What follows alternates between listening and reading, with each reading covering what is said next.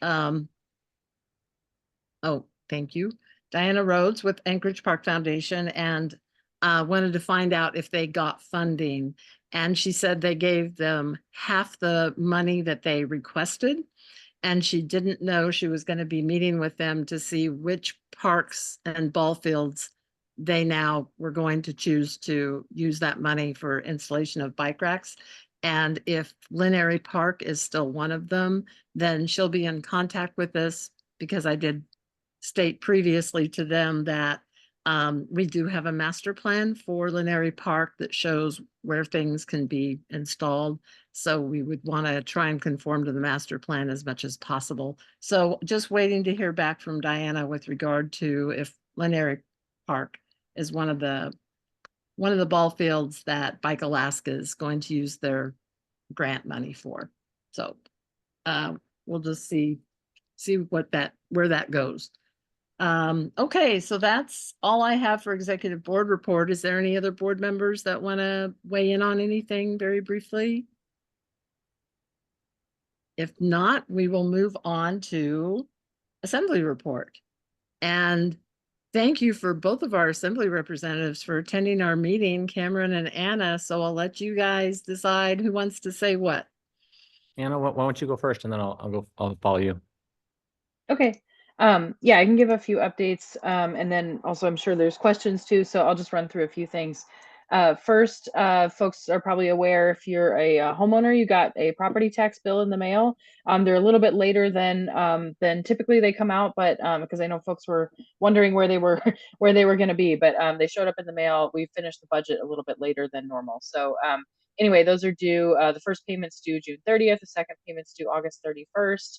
And then also, if you are someone who pays in person or you have questions, you can go to City Hall. The third floor is the Treasury office, and that's there's a big sign outside. I put it on social media today, just reminding folks. And then I'll just note too, I know one of the big questions we get is, why are my property taxes going up? And one answer could be, of course, if you had a residential exemption and you don't now, or something like that. But really, the answer is the cost of housing is going up. So as housing prices go up, the way that our property taxes work is it's your house value times what's called a mill rate. The mill rate is actually a little bit less than last year. So it's not that we have increased our taxes really, nor have we really significantly increased spending. It's bonds that people pay for, there's the tax cap and so on. And so really what's driving that is the increase in housing cost. But that said, it is an issue for people. And so that's something that I know the community's going to continue talking about, how we fairly tax folks, and what that looks like. And then how do we deal with our housing cost? Kathy already mentioned the protected bike lane. And then the Minnesota fence resolution, that's something I'm working on, not directly with Cameron, but I know it's of interest to Spenard and Turnagain. So the only update I have is that we transmitted the resolution that the Assembly passed, asking for DOT to make some changes to that. We're following up with staff and looking at doing a meeting. We haven't got one scheduled, but we did make a point to remind them that the community council folks want to participate in that as well. So it's not just Assembly. That's the only update I have there. Yeah. And that may, I know we're running into summer, so I'm not sure exactly when that will be, but we'll follow up with the Spenard and Turnagain boards. Couple other things, as far as I know, the body cam issue is a big one right now. Of course, there was the shooting with Mr. Christopher Handy, who lives actually in West Anchorage, just south of here, or lives there, but his family's there. As you know, APD has made some statements. There's a push from some members of the community to release that footage. And then, of course, the Assembly is in a tricky position because we can't get ahead of or outside of the policy that's in place for use of body cams. But of course, we're echoing what a lot of the community members are saying, which is that we're concerned, and of course we want to make sure that the public feels that there's public trust and transparency with our policing. So that's just something to note, that I don't have an update, but I just want to acknowledge that's a big issue in the community. And then the two last things I'll share, one is around homelessness. Of course, we are planning to continue operation of the shelter. I know there was an article recently about some of the uncertainties. This is the shelter operating in Midtown. at the old Solid Waste Services office building. So we are working on that. We're still waiting to see what happens with the funding, advocating to the governor and to our legislators to say thank you for supporting this. Please don't veto it. And so there's still some uncertainty there. Excuse me, but if and when we do get the funding, as I said, the intent is to continue operations. And so if we don't know if we have the money yet by July 1st, we're going to do the short term, kind of spending that we can pay back with that state grant. If we see that it is vetoed, then of course we'll have to close that facility for the summer. So anyway, just also wanted to acknowledge there's uncertainty there, but we are tracking it, and the Anchorage Health Department is really the lead agency on that. So I've been having conversations with them and just making sure that we're thinking ahead. And in the meantime, I know folks are frustrated with camping. I know there's a camp over off Northwood, really the same one that's been there for a while. Heard some reports about Balto Sepulveda Park or around that area and other places along the trail. So just generally, if you see a camp, please do report it. Of course, we know abatement is challenging, that's a whole other conversation really, but at least knowing where those camps are, making sure that if there's especially problems or they start to get really big, that's where park staff and the police are going to be intervening there. So you can report camps at ANC Works. It's a website online the Muni uses. You can also use that to report things like potholes, but really any kind of local reporting you need to do. Or you can, I believe, call 311 and share it as well. You can also email me and Cameron too, because we can make sure to relay that information. But of course, we know we can say where they are, we can get them in the list and the priority, but we know that there's just too much need right now. So folks who are expecting an immediate resolution of that issue, it's still going to be challenging. And then lastly, I will just add that if you're interested, so this is not something me and Cameron are involved in directly, but of course we will have a new mayor on July 1st. So last Friday we certified the election, which makes it official that Suzanne LaFrance will be our next mayor. And of course, the mayor does not take office immediately. They will be sworn in on July 1st. And so we have 1 month of transition. I don't have information about the transition right now, other than I can share the incoming mayor's folks have put up a website, teamanchorage.com. And so if you're interested in working for the administration, you can submit a resume. If you're interested in policy priorities, and otherwise, if you just have feedback or want to share what's important to you, you can do it through that website. And then I imagine they have been talking about doing public outreach or whatever kind of transition activities will happen. So I imagine we'll hear more in the next few days, and it will be on that website. And again, of course, the assembly doesn't go anywhere. We'll be here. So we're working with the outgoing administration, with the incoming administration, and partly just trying to stay out of their way because they have a lot of work to do that we'll be helping with. But a lot of it's staffing up and really figuring out who's going to be in those positions. So I think that's what I have to share. Thanks. Okay, thank you so much, Anna. Welcome, Cameron. Oh, that was actually great. She knocked almost every single thing off my list. That was great. And we didn't even talk in advance. So, but I would just add a couple of things. I've been getting a lot of calls about roads and about street maintenance and concerns about that. So, and I believe we're going to add a link to the ANC Works specifically on that. But if you do have concerns around road conditions, let us know so that we can get that into the queue for street maintenance or potentially into the CIP. The only other thing that I would add is that someone mentioned earlier the mobile crisis unit. That is going now 7 days a week, but it's only going from 9 to 8:30. There is a desire to move that to 24/7 as soon as possible, because then we can start billing Medicaid. So there's still a ways to go. We had a report from that department and from the fire department, and it looks like they're going to need 4 additional staff to be able to move to that. So that's one of the goals that we have over the next year is to try to get them to that place so we can make it not only more effective but more financially stable. And I think you hit every single other item. Oh, the only other piece is that the port. Just a general heads up that the Alaska Port modernization is is on track, and Terminal 1 is certainly on track to be completed, and planning is now started for Terminal 2. So we're excited about the progress that's been made there. It's been a lot of work over many years, and we're excited to see that actually starting to move forward. So I think that's it. Thanks. And we're happy to answer any questions you have. Yeah, thank you, Cameron. Does anybody have any questions for Anna or Cameron? That's hard to imagine. Oh, Sarah, yes. Yeah, I should have emailed you guys so I didn't blindside you, but we were doing the CIP ranking last week, and we noticed on the municipality's website next to some of the road projects, it referenced the Government Accounting Standards Board, the GASB, and we deal with Rule 87 at the airport, dealing with depreciation of your assets. So I assumed it was something to do with that, and I Googled it. And I was just wondering if you could speak to that. Is this something that the Muni just was able to audit recently, or if they just started to put it on the CIP ranking list? And then does it hold any value? Is there any weight to it? Thank you.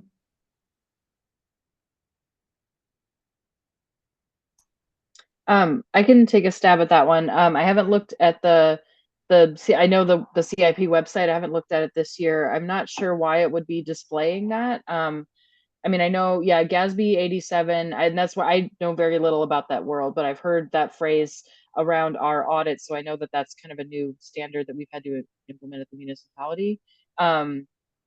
But honestly, I don't really know why it would be in there. So we could ask, but I wouldn't worry about it in terms of your guys' ranking for sure.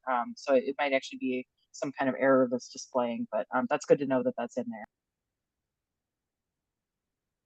Yeah, and I'll follow up with an email. It's really not a big deal. I was just wondering if that maybe weighted anything in a good way. I don't know if the Muni got audited and somebody said, your roads are falling apart, you're losing depreciation value or something. I don't know. So thank you.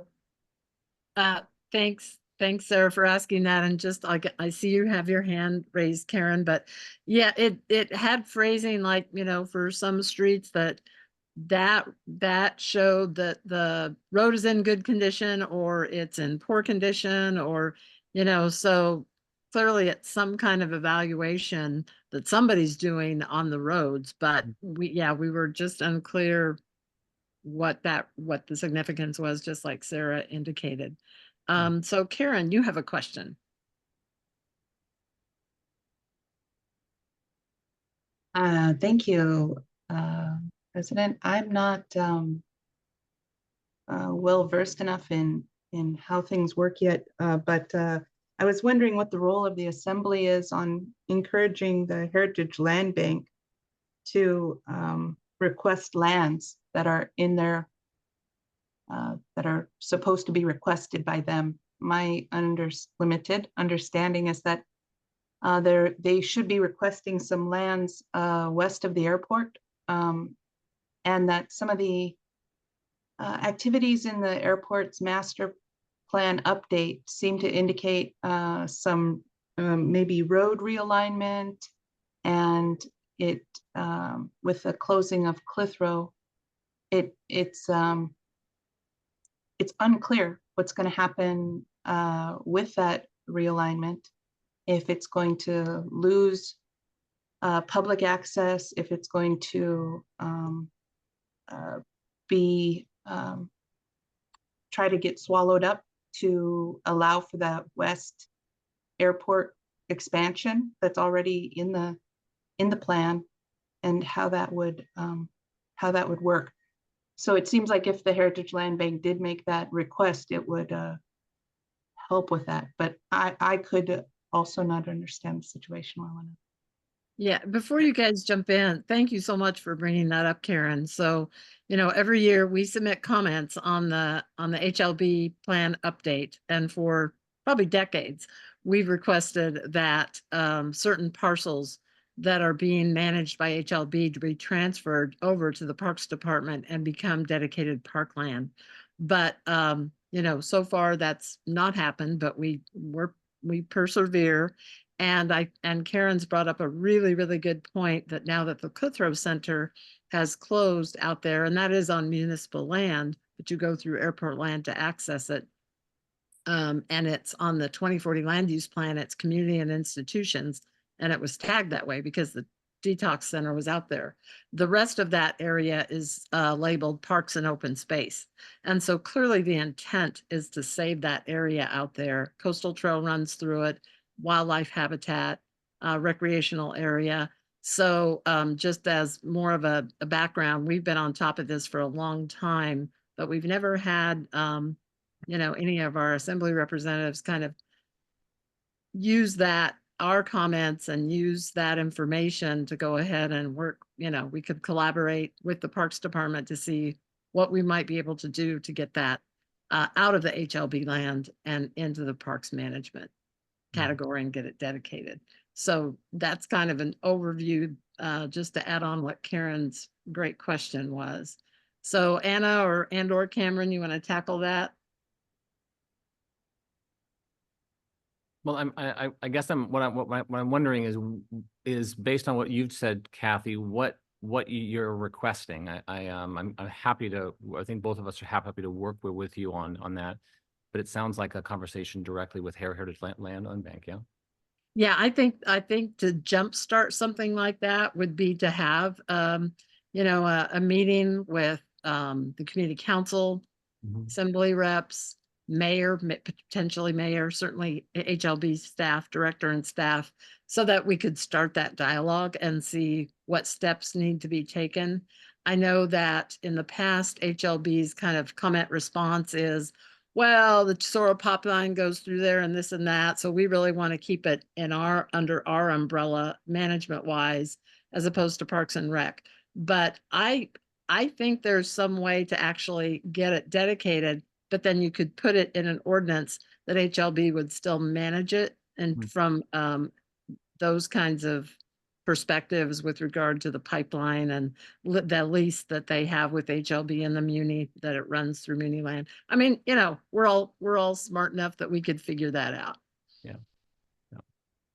Well, happy to help with that. So just let us know if we need to help to organize a conversation. Sounds great. With the new mayor coming in, it might be, once she kind of settles in and deals with a lot of other important stuff on her plate, we can, sometime this year would be great to initiate something like that. Yeah, and I guess I'll just add too, I think for really any issue, obviously the city's still operating, right? There's still things going on, there's plenty to do, but there is just a lot of transition really. So there's a lot of uncertainty right now about who's going to be in a lot of these key positions. And so if you talk to somebody between now and June 30th, even if they're probably going to stay, right, they're not going to be able to do that much. And so, so I'd say, it doesn't have to wait till the end of the year, but let's just see also, because we don't know who the parks director is going to be. There may be a new HLB director. I don't honestly know. Right. And so I think, just kind of letting some of the dust settle there and then coming back to that conversation. And then I'm personally hopeful that on a lot of issues that there'll be willingness to think differently than we have been, or at least be more willing to talk about some stuff that I know has been off the table for a long time. So that's my general advice, is if you're trying to get something done at the city, you might want to wait 30 days unless it's urgent. Yeah, no, point well taken. Maybe just, let's just put it on our medium burner, not the back burner, not the front burner, but if there is such thing as a middle ground burner, for later on, it would be a great thing to start working on for West Anchorage. So that's great. Okay, does anybody else have any questions or comments to our two assembly representatives? If not, thank you very much. And we will move on we would be moving on to our legislative report, but Senator Matt Clayman contacted me today and indicated that he would not be able to join in until about 8:30. So we'll just fit him in once he's able to join us. So on to mayor's report. I'm not sure that we typically don't have a representative from the mayor's office at our meetings. So I don't believe there's anybody there. Okay. Okay, moving on to school board report. Dave Donnelly is our representative. Kathy, Um, it looks like Representative Fields, Oh, Zach, staffer are you Evan here? Evan Oh, Zach is- Anderson is here. Oh, thank you so much because, okay, let me see here because I don't have the names memorized. So is there somebody representing Zach? Yeah, hi Kathy, hi Oh, Turnagain. Evan. Okay, yes. Hi, Evan. Yes, please jump in. Great. Sounds good. I'm pretty much in the district right now. Well, just outside of the district right now, over at the writer's block. Um, I'll just share a really quick update for Rep Fields as he couldn't make it tonight. As you know, we wrapped up session pretty late in the hour a couple weeks ago. Folks have just Rep Fields has been back to the district a couple of weeks, but for a lot of staff, it took us a little while to get out of Juneau this year. So I just got back last night. And there's a few legislative highlights I wanted to share. One of Rep Fields' bills, House Bill 285, was to ensure diagnostic mammograms are covered under all private insurance plans in the state. That bill was rolled into another bill dealing to do with health insurance by Senator Kaufman, and that did pass. House Bill 285 had passed the House separately, but then the together rolled up bill, Senate Bill 134, was passed and was successful. So we were really glad to get that idea off the finish line and worked with the Susan G. Komen Foundation on that one.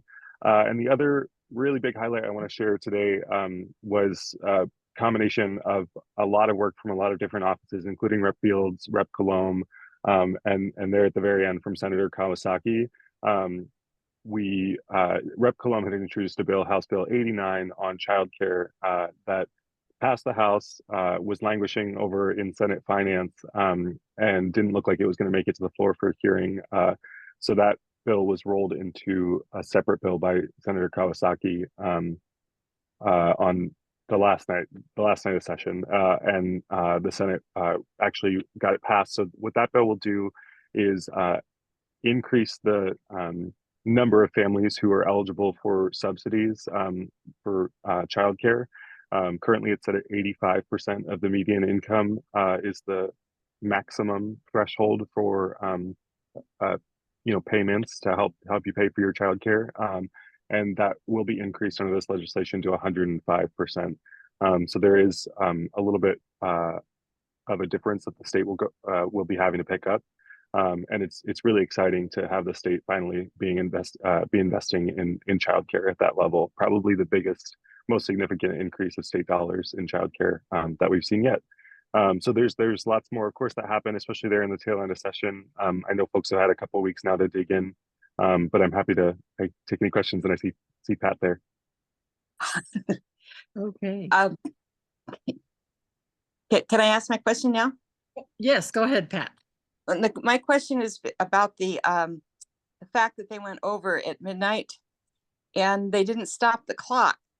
And in the past, when they've gone over at midnight, they've stopped the clock at 11:58 or something, and then continued until they finished and then started the clock again, so that technically everything was passed before midnight. Since they didn't stop the clock this year, has there been any concern about the fact that it was after midnight before they did that? I think there is some level of concern, and if you were watching or watched the next day, you saw Rep Carpenter and others kind of get up and try to stop the show, and ultimately, Rep Shaw did succeed in. It took 3 tries, but he did ultimately succeed in adjourning us at 1:30 in the morning. I think there could be grounds for legal challenge, for some of those bills that got over the finish line there so late. But I don't know that there has been any success of that kind of legal challenge in state history, and there's been many other instances of the legislature rolling over past midnight on that last day. And you are right that you're like, in many of those instances they do cover the clock, and that weird tradition did not occur this time. So I don't know if that would be something that could come up in courts. But I think there's so much that moved after midnight. I think it'd be hard. Yeah, you'd be there's a lot of people have stake in things that passed after midnight. So I think trying to find somebody to mount that challenge might be difficult. Thank you, because that's what I'm hoping, that nothing happens, but it just like, whoa, I've watched it lots of years and at the closing, and that was the first time I'd seen it not stop the clock. So okay, thank you. Thank you. And of course, this shows how old I am. The Chicago song. Does anybody really know what time it is kind of apropos for this. And somebody can feel free to sing if you want to. Thank you. Thank you, Evan. Does anybody else have any questions for Evan? Okay, and again, Matt will be calling in later on at our meeting. So, and I see that Dave Donnelly, our school board representative, has joined us. So we'll jump back to school board. So Dave, you have the floor. Thank you for attending. Well, good evening. Thanks for the invitation. We had our most recent meeting 2 nights ago, actually, at which the largest subject for discussion was academies of anchorage. There's a lot of concern, of course, about how the district's going to pay for these new academies. And there was a lot of debate and back and forth. It went on for hours, actually, because it's probably the most significant change in Anchorage high schools in decades. And there was an amendment, which I co-sponsored by a member, that fine-tuned the original proposal from the administration to make it clear that incoming freshmen would have the option to elect not to participate in the Academies program, possibly. But that failed. And so it will be mandatory that all freshmen take the exploratory course next year, which would give them, it's a course that shows them all the possible career options they might want to explore in the future.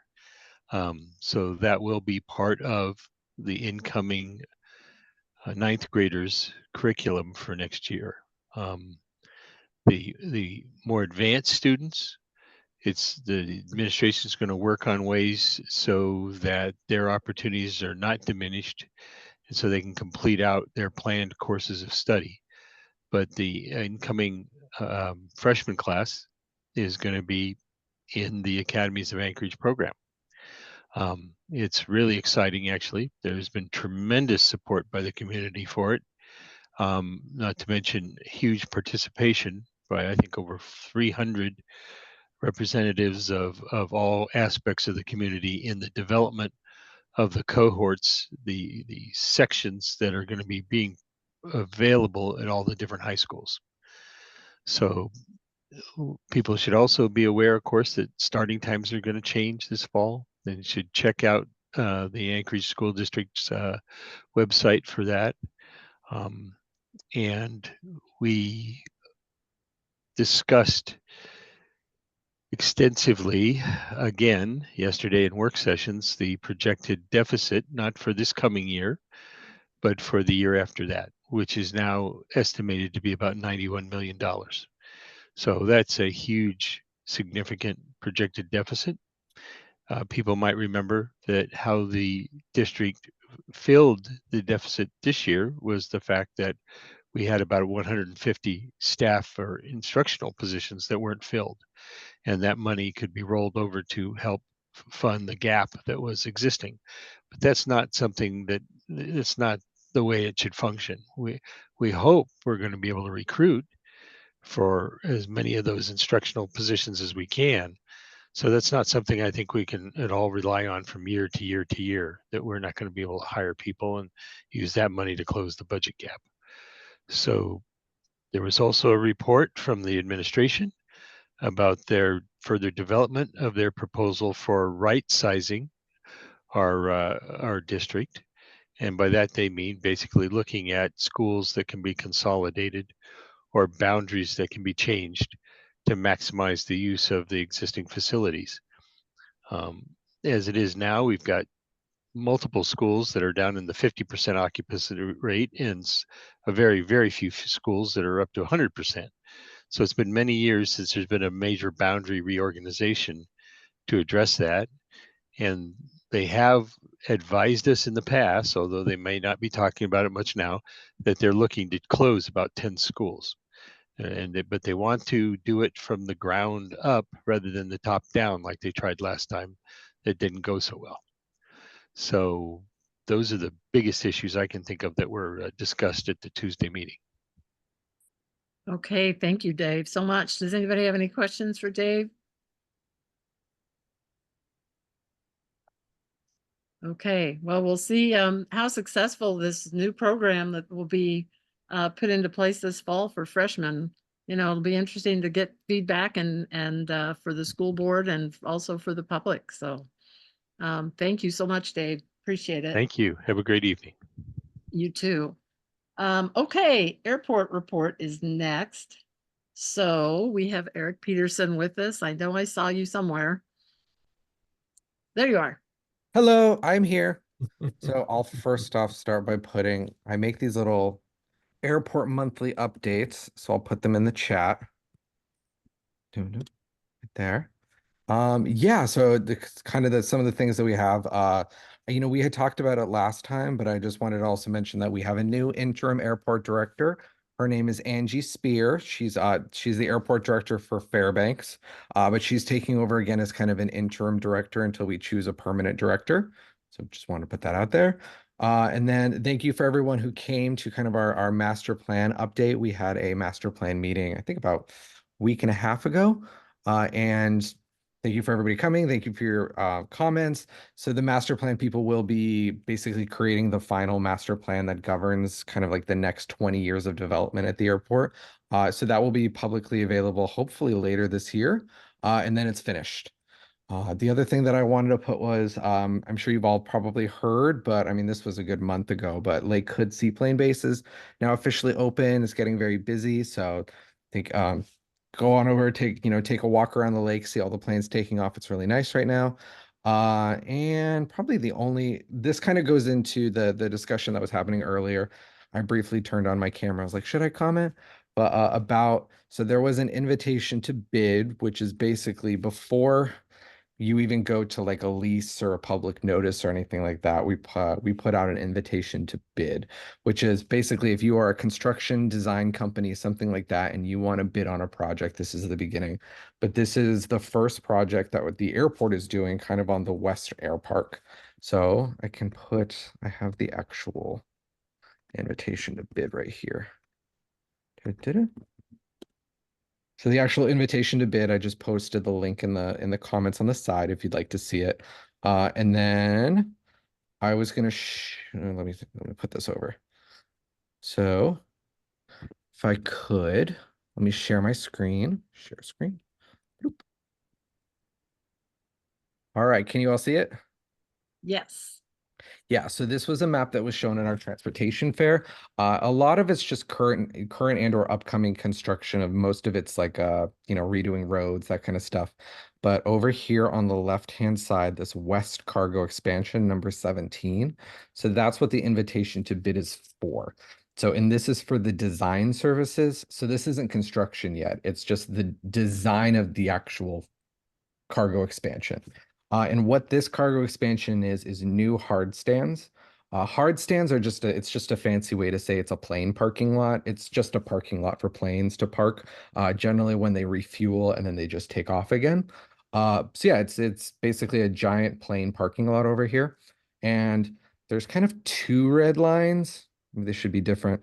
This one is right now, the airport doesn't actually have a road behind the security gates that goes all the way around. The only way to cross over here is to go via the runway. So we want to build a road, and this would be behind security, so this wouldn't be publicly available, but that's what this red road is that goes right kind of on the east side of the cargo expansion. So that would just be an internal road. But then for this road, the road that goes, I think it's just called Point Warrenzoff Road. So this road would be rerouted kind of along airport property, and it follows this. Goes down into here and then would go up into here. But yeah, so the invitation to bid is out. You know, that's whatever engineering or design company out there is allowed to bid, and they will, I guess, design this West Cargo expansion. So there you go. Okay, thank you, Eric. If you could leave that map up, Oh, yeah. just one more tad here so we can refer to it, that would be nice. Yeah. Thank you. So I can't see everybody. Does anybody have any questions for Eric? I know I've got a few things too I'm gonna bring up, but does anybody have anybody have their hand up? Sarah and John. Okay, Sarah, please. I want to say sorry to Eric because I could totally ask him this at work, but I'm curious, this is a different department than I work in. Mhm. Eric, is the invitation to bid for design, including the road? Am I seeing this correctly, that maybe the colors are associated to the project, and so this would also include the reroute of the road? And I I am could, not I exactly could read sure. it. Okay. I could I am also not- read it. Yeah, I'm like, I don't exactly know. I would Okay. assume I would assume that it would, because in order to actually build the West Cargo expansion, it's going to require reroute of the road. I would assume that it would. So if I want a bike lane on that road, then I should comment on, on this design maybe. Okay, Yeah. thank Um, you.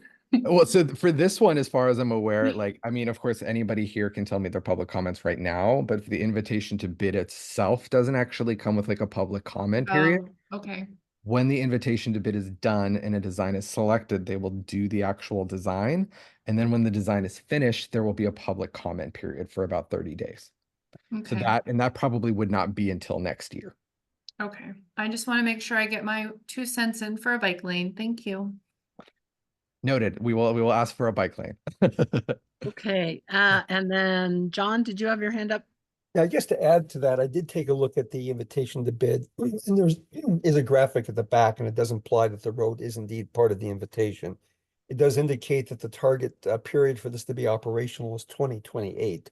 Mm. So it's not going to be something that's done immediately, but taking into account the suggestions by Sarah, I think that there's going to be a number of members of the public, not just from Turnagain community, but if you look at the popularity of that road for people pulling off and watching airplanes and things like that, I would really highly suggest to the airport that as part of the design phase of this, that they find some way to engage the public and look for selections rather than wait for putting something out and then getting comments, which may not always be complimentary. That is noted.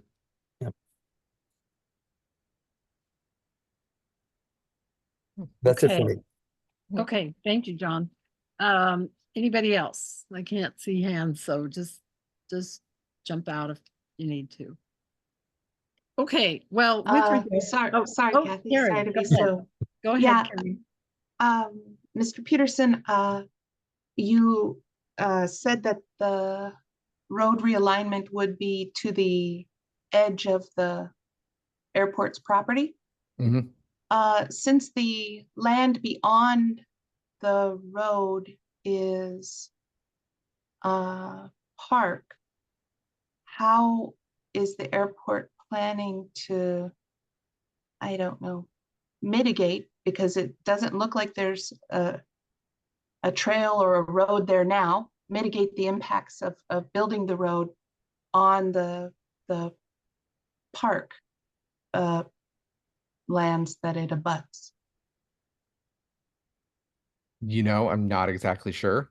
I would generally assume that the road that they're going to build is not going to be quite that large, quite that wide. And they will space it back enough from the line that divides the park away from airport property so as that it doesn't go over onto park property. Yeah. Yeah, I think that's a good assumption, based on my general sense of where the park boundaries are. It's that new, red line would be east of the park boundaries. It would be good to leave a buffer between the park boundary and the actual road. I mean, there's a lot of discussion, I think, that we can't take up at this at this meeting since we have such a full agenda, but I think it would be worth the effort to have a lot more discussion as this progresses.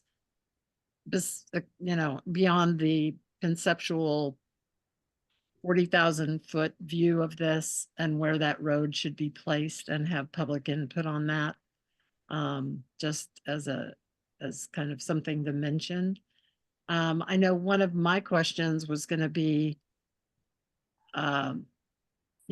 it's difficult for the public to go online and look at, we got a notice of the RFP going out, and I think the last day to submit was June 3rd, so it's closed now. So I'm curious, do you know how many people have bid on this design phase? I have no idea. Okay. And then also John, you said you were able to get into the application, but the notice that we received said, if you want to look at details, click on this. And so when you click on it, you have to create an account. Yep. To actually get access to that. And it's very non-public informational process to just see what the bid looks like, what projects are listed as part of a bid process. Yeah, I had to work around that. I had the same problem and I did not want to create an account. And I ended up contacting a colleague at HDR that had the RFP, and she sent me a copy of it. But that is a challenge with any of the airport bid documents. As long as they're using the system, you have to enter this bid firm system and create your own account to get into them. And it's just not particularly friendly for members of the public who might not want to do that. So maybe, Eric, you can report back to us to see if that can be modified so that the public can actually click on that when we get a notice without creating an account, like we can for other projects that are, that we've been able to see, the full application for, like a lease application. Yeah, I mean, I could definitely check. I know that for like the invitation to bids for these ones, it's not just the airport, but the entire state of Alaska. If you are a contractor that wants to bid on any project anywhere, there's basically one single site. But then that site is, I mean, you can make an account for it, but it's meant for like engineering firms to discuss with the engineers about these projects. And it's not that it's because the information isn't public. It's because they need to have a unified system of which to bid on these projects. So it's just a big online system. And then I don't think, other than if I went in there and try to download something, but yeah, they have their own system for all of this. Okay, well, we'll see if you can work your magic and get that improved.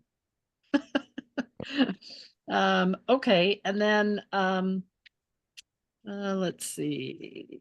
I wanted to ask about the status of the airport communication plan update. We did submit comments by the May 15th deadline, so I just wanted to know if those comments have been reviewed, if they've been taken into account, when there might be an opportunity to dialogue on what's happening with that update. Yeah, that's actually a good segue because I had some final stuff that I was just going to put at the end. Okay. Yeah, so I was actually working on it today. So there was an original document, and then there was the original submissions from back in 2020, and there was like these numbers that were going with each other, and I cannot find the original comments that TCC had submitted. It's somewhere. So it's like notes referencing different areas, and I was like, I can't figure this out. So I've just been working on the document today, kind of like deleting those references, but it's all in there. It's just these specific kind of like, this note is note number 1, note number 2. I've been deleting those out, but it's still going through all of them. They basically already incorporated like 2/3 from the 2021. And then there's like a third of them that they did not discuss. And then I have all of your new comments for now 2024 that I'm working through. And that's because, so I guess as an announcement, I've been the communications coordinator for 5 or 6 months now, and I've been coming to all these meetings, but I've actually accepted a new position within the airport. So I will no longer be the communications coordinator. So one of the last things I have on my agenda to do as the communications coordinator is to finish that, which is why I was working on it today. So I'm going to be the new passenger air services development manager, and there will be a new communications coordinator. So it's kind of good timing because I know you guys are off for July and August. And then in September, I might still just jump on to kind of like warmly hand them off, but there will be a new communications person. Okay, well, you didn't last very long. Were we that hard on you or what happened? No, I a new position opened up and it looks really cool and really interesting, and I wanted to do it, so I threw my name in. Okay, well, congratulations on your new position and thank you for attending our meetings now on the term that you have that title. So we appreciate it. And we look forward to meeting who the new communications coordinator is. But yeah, I mean, we'd like to really, see what happens with that communication plan update because it's pretty important and we've submitted quite a few comments on it. And we'd like to see them implemented and part of the plan. When this was initiated by acting mayor Matt Clayman, it was supposed to be a collaborative effort to put that plan together, and it was at that point. And so we want that communications plan to continue to be a collaborative plan, not a one-way communication where we put stuff in for consideration and then it may or may not be changed. So we really appreciate that. Okay. That- And then as a final thing, there's a couple of events that are coming up both at the airport, the Alaska Aviation Museum, as well as JBear that are all kind of aviation related. They're more fun events. And I'm just going to put like all of the stuff in the chat if anybody wants to go. Okay, thank you.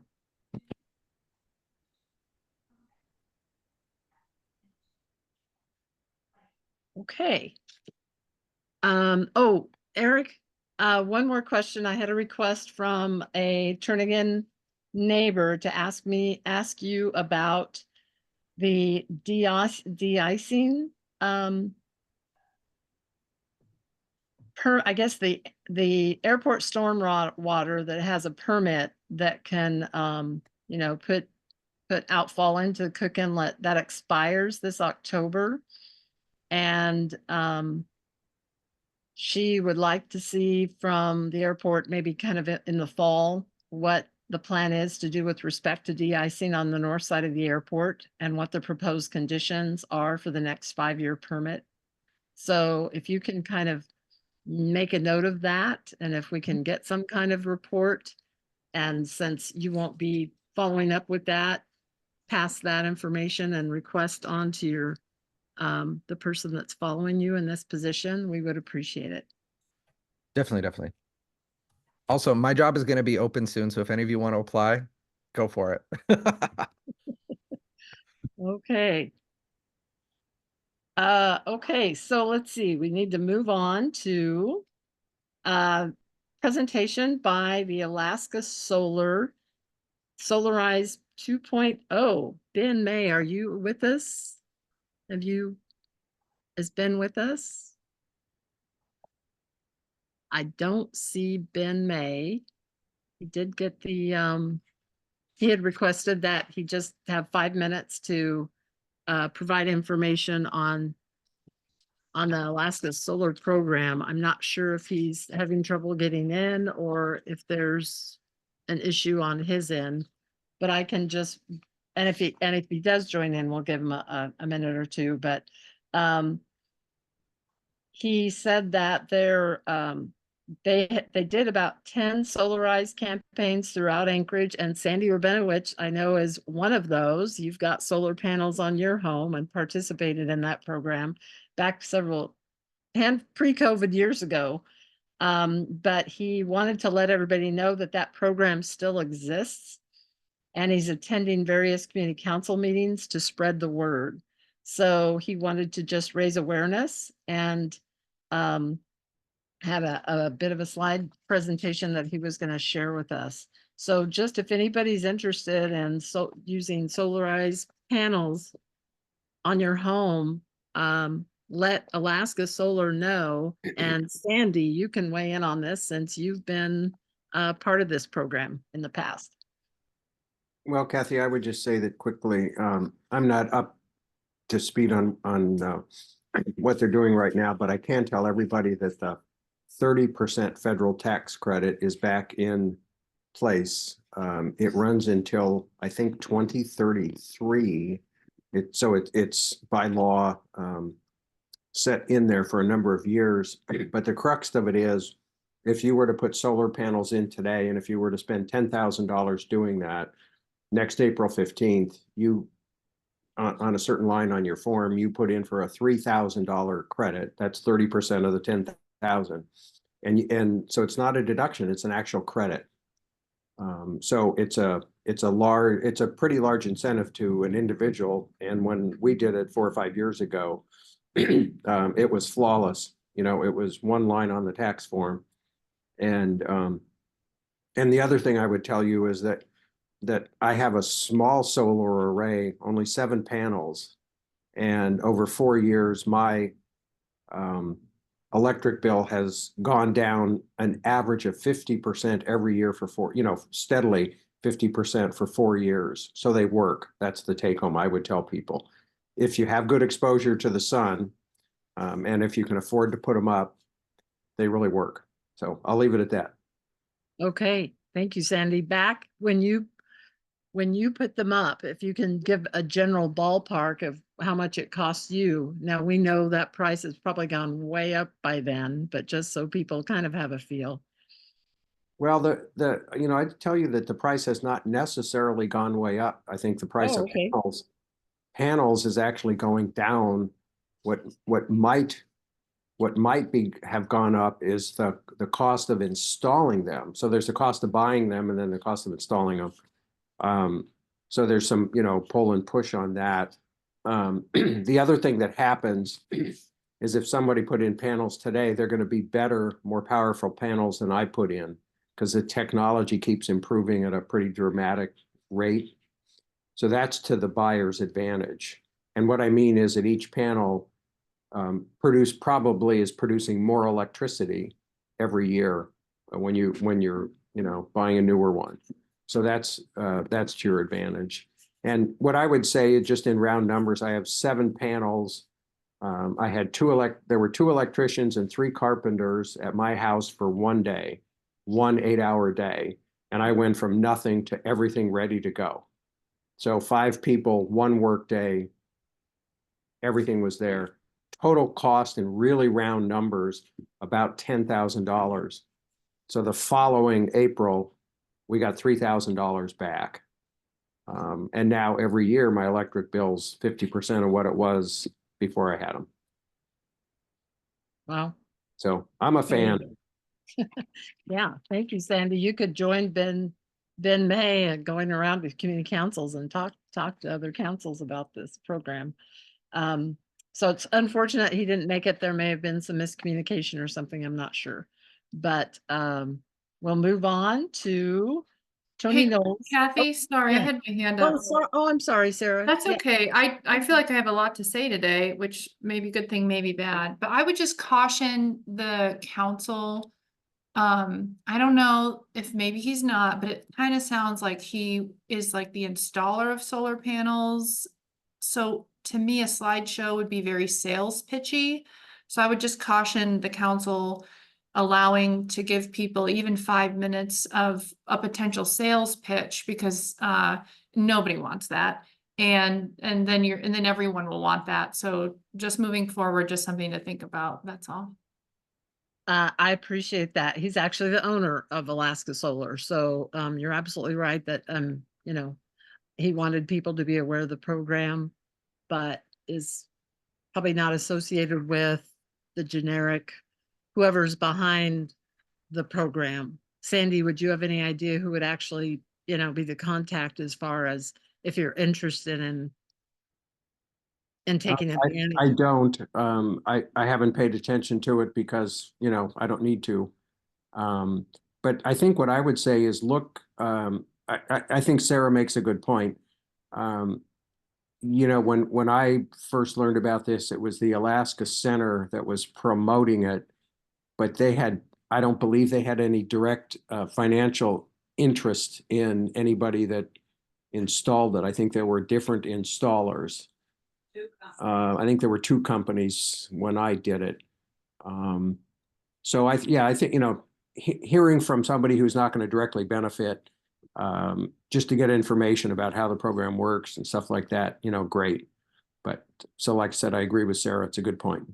Yeah, very good point, Sarah. Thank you. I wasn't astute enough to really drill him on, what his motivations were, but he probably would have had some good information regardless. Yeah, Sean.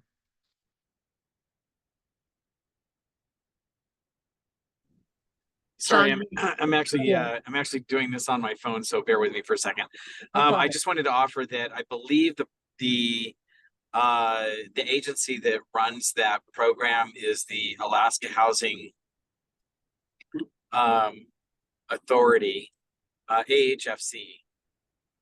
So I would probably reach out to them and find out if they have someone who can do a 15-minute presentation on the program. Okay, that's good to know. Okay. And if anybody's interested, they should feel free to, directly contact that organization and get more information. So that's great. Okay, moving on to our next agenda item is the Tony Knowles Coastal Trail realignment at Point Warrenzoff. And Tanya from the Parks Department is here to inform us about this project, which I think we're probably all realize that's pretty important one. So, and if you want to show that graphic of the map that you provided, I know Yeah. a meeting notice, but it's 1,000. The picture's worth 1,000 words. So, but thank you, Tanya. Yeah, let me get this sharing for you. Hi, everybody. My name's Tanya Hickok with Anchorage Parks and Recreation, and I'm a project manager over at Parks.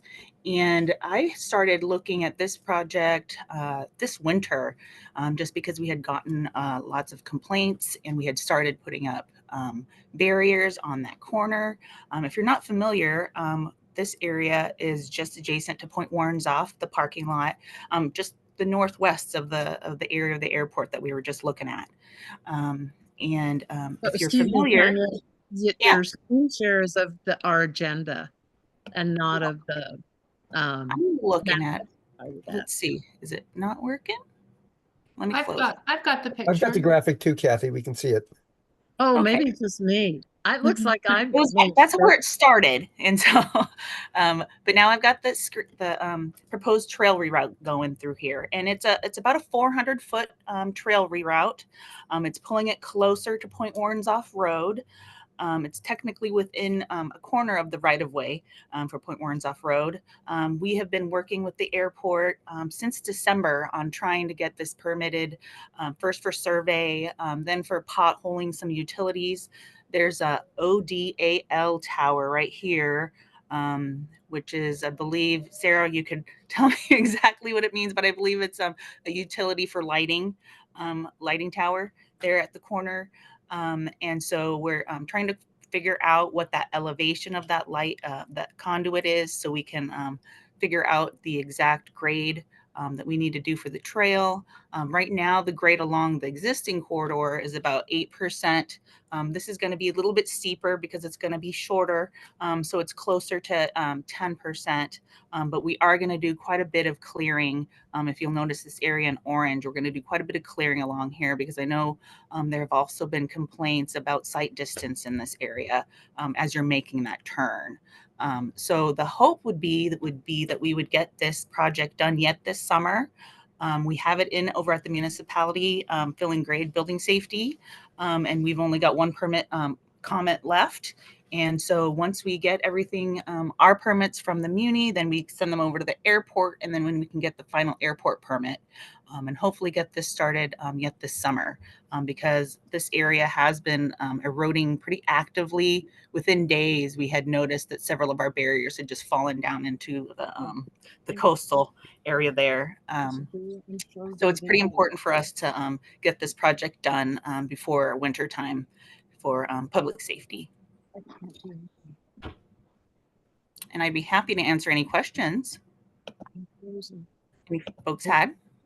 Hey, Tanya. Um, Yeah, so, just to get- excuse me, this is your president. My screen is frozen, so I can't see anybody whose hands raised. I'm glad I've got audio, but I'm frozen and I don't know what to do here, but Dan says I need to sign out and sign back in. I can see you fine. Oh, see, my visual is not where it needs to be, and I have no control over muting or anything. But let's go ahead and, so who had a question for Tanya? Oh, I do. oh, now I'm back to normal. Thank you. I turned my face off, so maybe that helped. Okay, so let's see so Steve, you have a question? Yeah, just to get orientation on the map, is the parking lot for Point Warrenzoff, is that to the left? Yes, it's down to the left and south. Okay, thank you very much. Mhm. and I have can you hear me? Yes. Yeah, just a quick question. This may be just an unrelated question, but uh, the kind you talked about safety, so that kind of my ears pricked up. So with safety issues and things like that in that area, and eventual safety issues in that area, whether someone wants to camp there or do kinds of things that, and I think there was a incident at the Warrenzoff parking lot a few months ago that was a safety issue. Who has the accountability for that? Is that Parks or is that someone else? Parks is does the maintenance of the property. I believe we have a lease through the airport land, but we maintain it with the lease. And Sarah So can correct me if I'm wrong. So if I'm if I'm going there riding my bike and I see something that it seems to be a safety issue, who do I talk to? You would call Parks and Recreation. We have our Stefan Stonerock is our new maintenance foreman, and he goes out and fields phone calls every single day, and we'll go out and take a look at what the issue may be, and then we'll let us know if there are any issues that we need to address. I have a question. Pat has had her hand up. No so I can- problem. Pat, go ahead. Okay, I just wanted to know if that, oops, can you still, are you still there? I am. Okay, because I lost my, there I'm back. I clicked something wrong. Anyway, is that when you're driving out there at the end of the runway and there's that hill that everybody goes and stands on, does the trail not go up over that hill right now? No, it doesn't. It comes down, and there used to be an overlook there that's been falling into the Right. coastal. Okay, so now the trail will actually, looks like it will come up over the top of that hill. Is that correct? Yeah, it's going to come in closer to the road. Oh, that actually, that's the corner. because the view from there, when you get to the top of that, is fantastic down the inlet. So yeah, the top is still there. It's as you come back down the hill. Yeah. Okay. I just wondered because I often go out there to that. I don't go onto the trail, but I'm on the road and use that to sometimes take pictures from the inlet. Yeah. Okay. Thank you. Yeah, for sure. Okay, thanks, Pat. Let's see. Sandy, and then I don't know how to. This is Kathleen. I don't know how to raise my hand, but after Sandy. Go ahead, Kathleen. Oh no, after Sandy. That's great. Okay, Sandy. Okay, Tanya, three comments. One, and hopefully you've already thought about these, but if not, think about snow getting plowed from the road that ends up downhill on the new trail alignment. That's first comment. Second comment, think about sand coming up off the bluff that drops onto the proposed trail as it does along the trail. If you were taking the trail back toward town, the use of the trail is often severely limited for skiers because of the sand coming up on the bluff, and it's a lack of vegetation in part. So when I look at your cut and fill, I just see sand coming up over and coating that part of the trail at times. The only solution I have is vegetation on the downhill side of your new cut slope. And that takes time, to grow, but I just encourage you to think about that. And then the third thing is simply cars driving off the road, off the pavement, off the gravel onto the trail here. And how are you going to prevent that? That's been a problem as you go back on the trail to the west that we've worked with. Was it John, Kathy, the airport fella for a lot of years? John Parrott. Oh, Yeah. you mean Johansson? Johansson. Yeah. And he years ago did move some rocks around trying to keep cars from essentially driving off the gravel and ending up on the coastal trail, because there used to be car tracks in parts of the coastal trail. So 3 different things to think about: sand coming up, cars coming up, and snow going down. And if those don't make any sense, I'd be happy to talk to you at another time, and I'll yield the floor. So we do pretty rigorous maintenance during the winter to keeping it up to date for, skiers and whatnot. But I will definitely make a note of it to let our maintenance folks know to keep special eye on it when the winter comes after the improvement. As for the sand, I'm not exactly sure where the sand would be coming from. We will be topsoiling and seeding around the areas that we do disturb, and the existing trail, we're going to remove that pavement and then also revegetate that with grasses. And then as far as the access to the trail, I see that there are some boulders there. If you look on the map to the east, it probably could use some more boulders. So I will take a look at adding that to the plan. Let me just add, the sand comes from the bluff, okay? If you're not familiar with it, you haven't been there in February and March, okay? Okay. And I mean, I'm just saying that I'm guessing the wind carries it. Prone to that problem, and being prone to it means that the users can't use it for skiing as much, because Mother Nature, and it's Mother Nature, it's not you, not me. It's Mother Nature is blowing that sand up the bluff that time of year. The only thing that stops it is vegetation. Okay. And, it's inboard of the vegetation and inboard of that odal tower. So maybe it might be mitigated a little bit more since it's not going to be right adjacent to the bluff anymore. But it's definitely something I will mention to our maintenance crews. Yeah, Mother Nature is pretty strong. Yeah. Okay, who else may have had their hand up? I do, Oh, but Kathleen. Oh, Kathleen, yes, you're next. just a very quick question for Tanya. Thank you for this. This is really helpful. My quick question is, going toward downtown on the coastal trail, past the point where all the people are watching airplanes take off and land, there's another grouping of benches there. And is that site also at risk? Do you know what I'm talking about? I know there are benches there, but I didn't know that there was erosion there. Okay, I thought there was nothing like the corner you're really working on, but I wondered if it was inevitable over at that spot. So just a thought.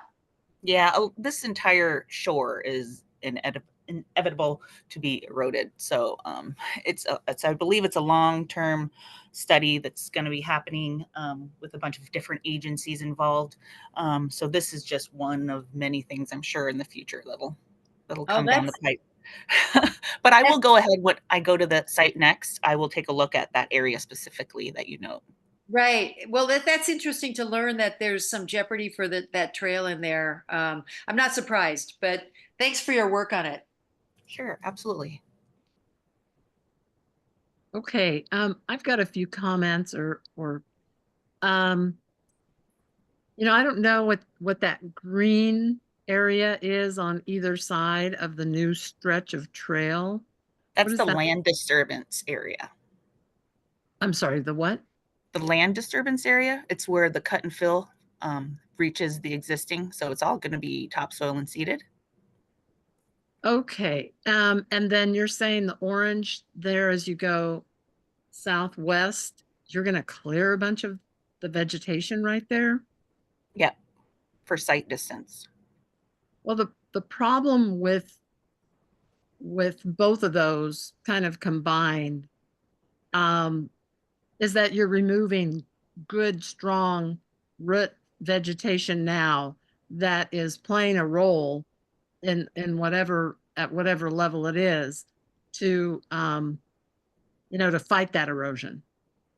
And it concerns me that a goal would be, let's remove more vegetation as a part of this new reroute that really is kind of detrimental to, we need all the vegetation we can get there to fight against that continuing erosion off the bluff.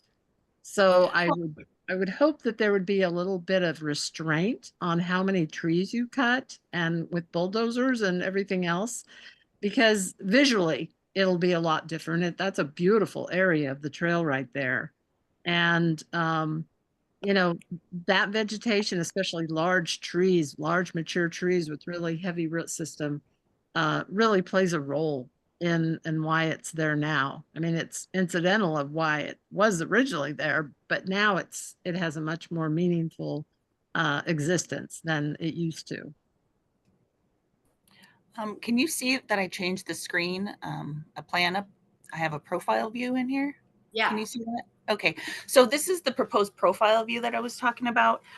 So this area right here where my cursor is, that's that Odal facility that we're going to be potholing to see what elevation that conduit is at. And if you take a look at the proposed grade is the solid line, the existing grade is the dashed line.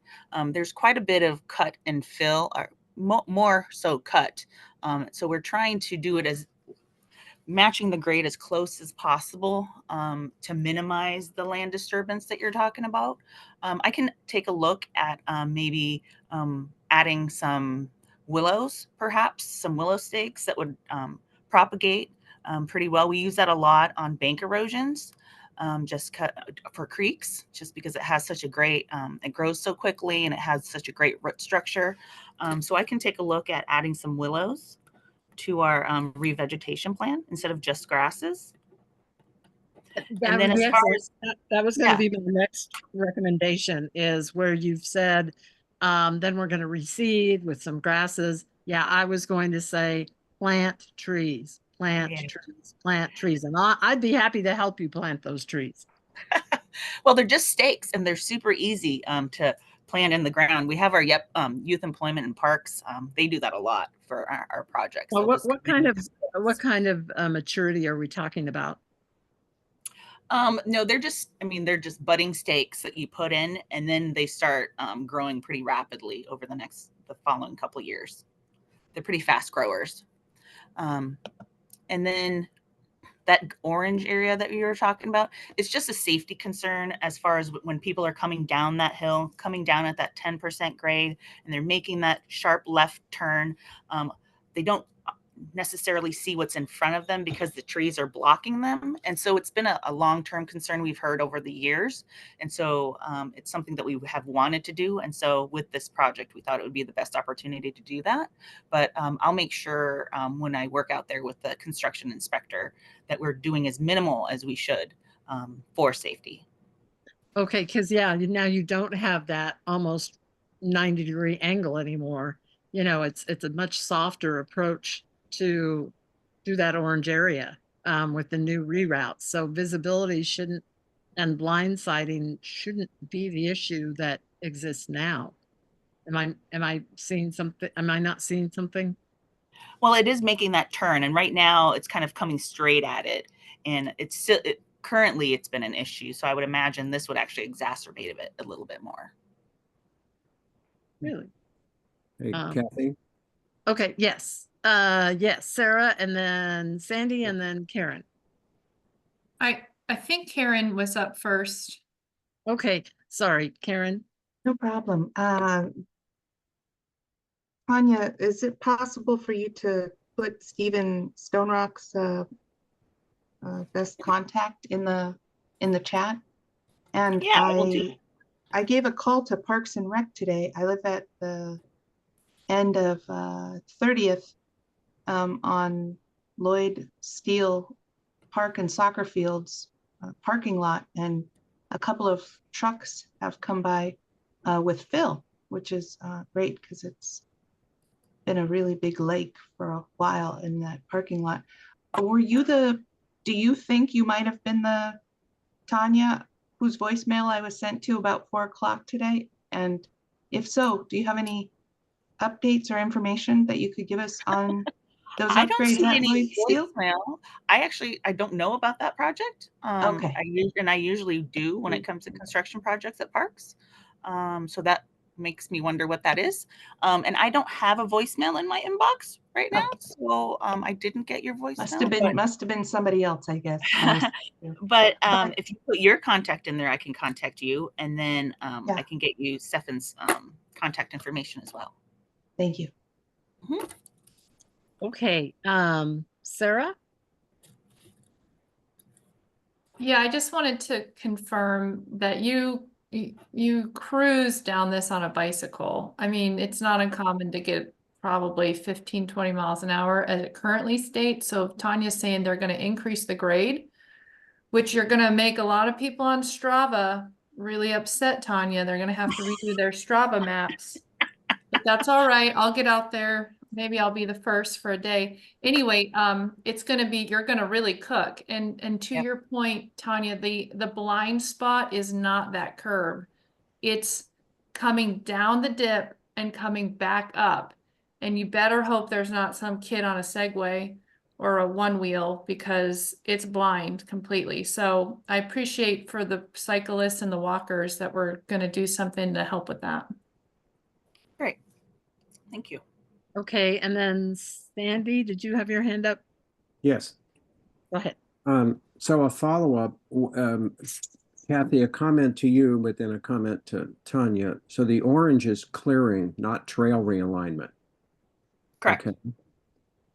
So then, Tanya, the comment I would make is, I do think that turn is somewhat blind. I've biked down it for decades. I've skied up and down it for decades. And what I would tell you is think more about slowing everybody down around the curve. If you clear all that, you're going to incentivize people to go faster, not slower. Will they be safer because they can see? Yes, sort of.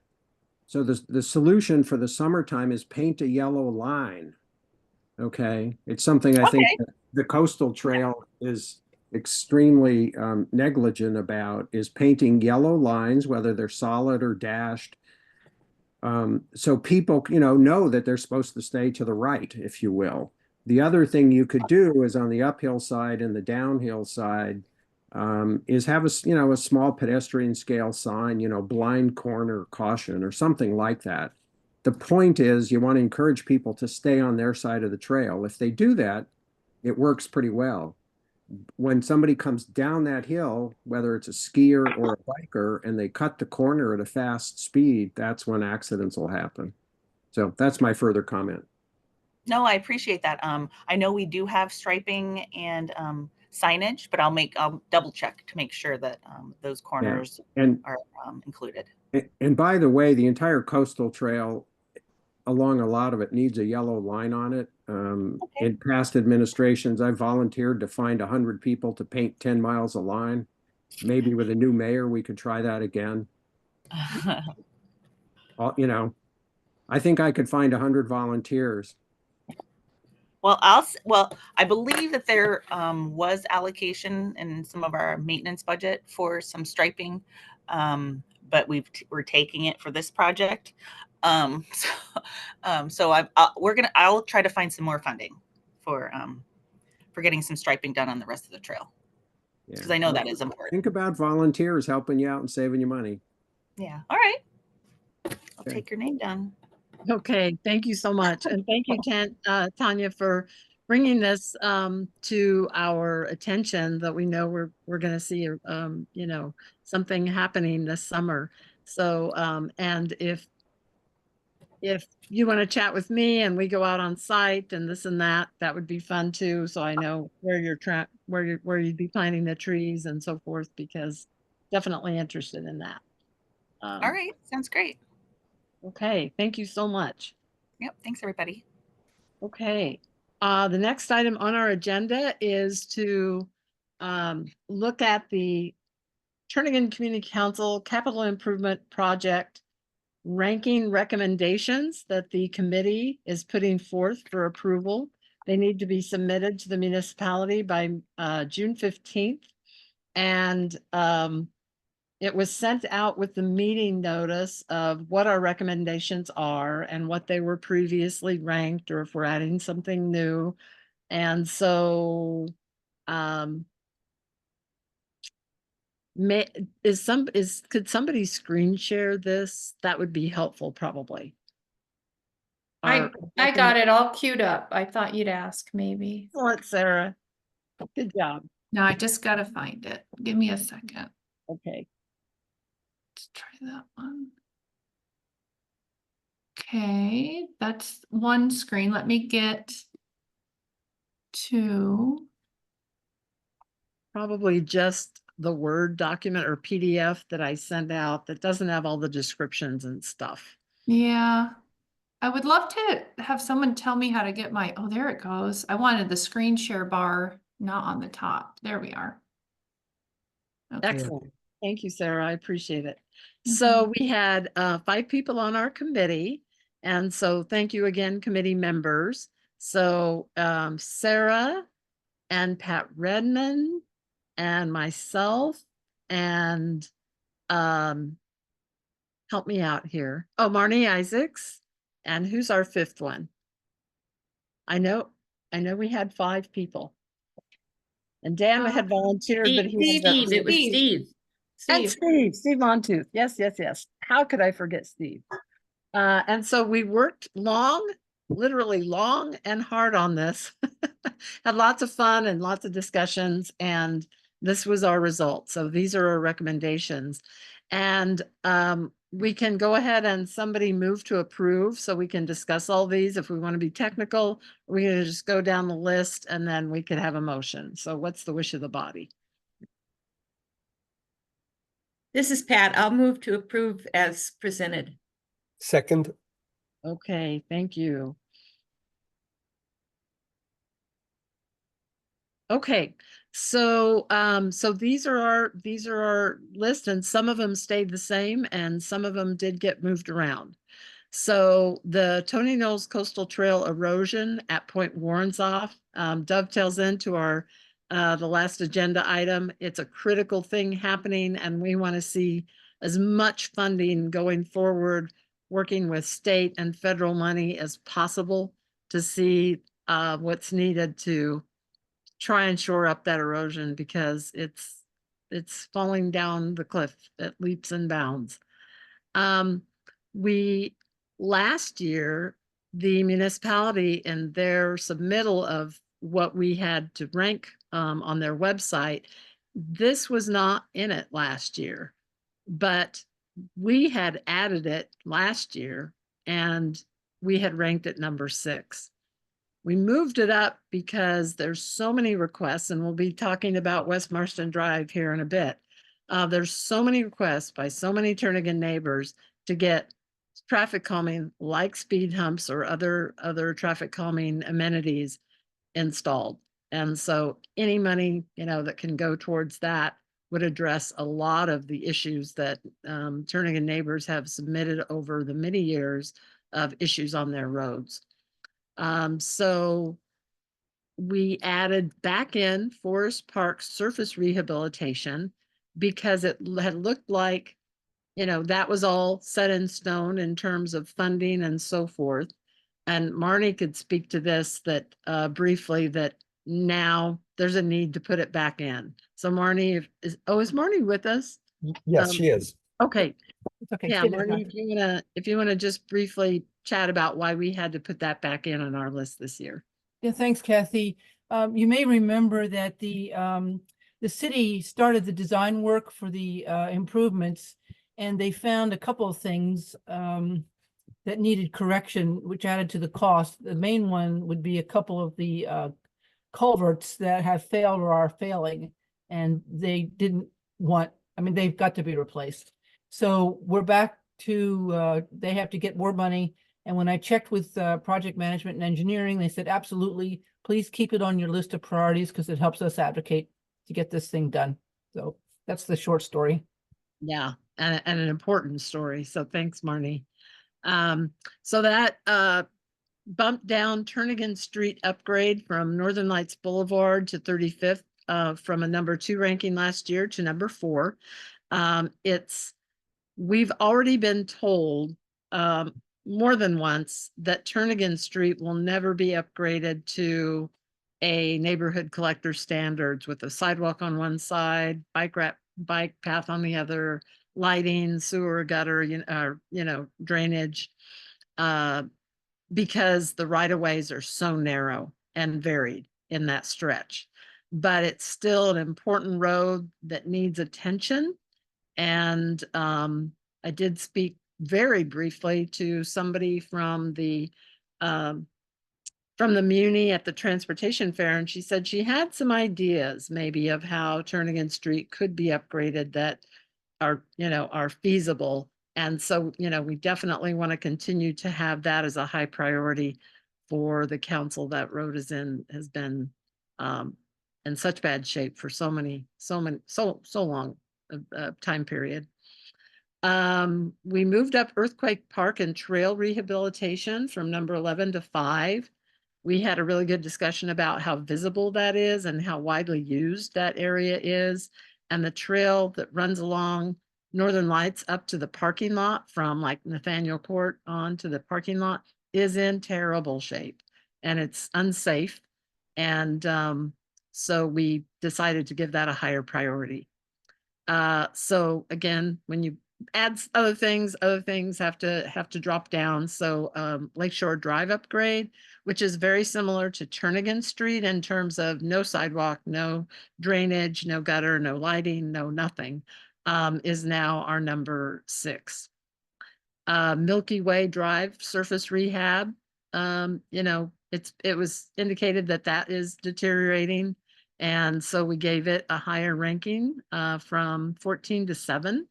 Spinard Beach Park amenities, we have a phase 2 that, hopefully we will get implemented at some point, and maybe some of the CIP money could be matching to another Anchorage Park Foundation grant. You never know.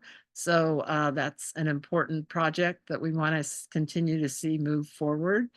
We know Delitka Park improvements have been on our list for quite some time. They're getting the same, both Spinard, Delitka, and upcoming Laneri. We kept their ranking the same, where we've had a Girl Scouts troop contact us a few years ago requesting improvements. And so it's on our CIP list. We'd love to see that funded.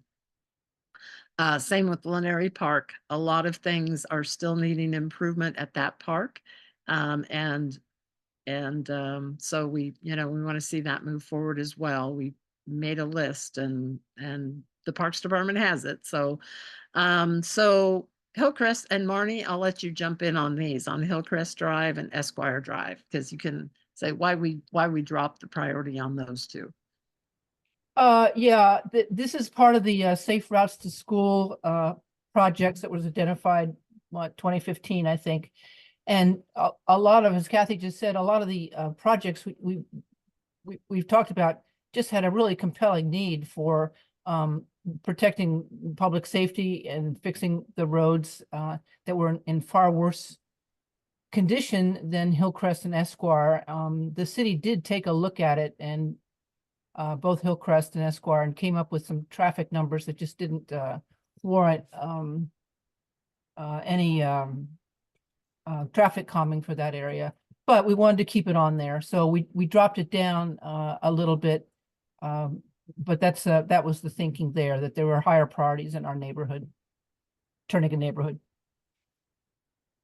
Yeah, great, thank you. So then, Pat, you want to jump in? We actually are recommending adding a new project, a surface rehabilitation for Connect Avenue, and Pat brought this to our attention. Wait a minute here. That's okay.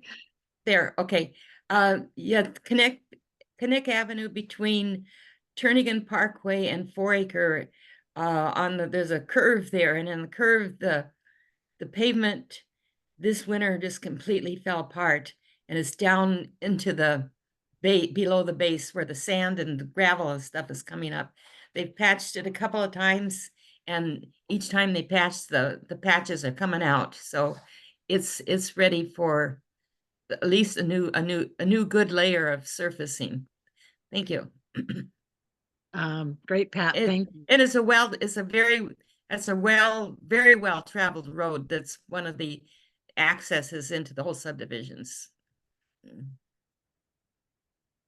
Okay, then Wisconsin Street surface rehab, we did lower the ranking on that from 7 to 14, although having just recently again driven it, it needs some help. I mean, you know, over time, as these projects get funded and others move up the list, it certainly will be in need of some rehab, but we have other priorities that we feel like are more important at this point this year.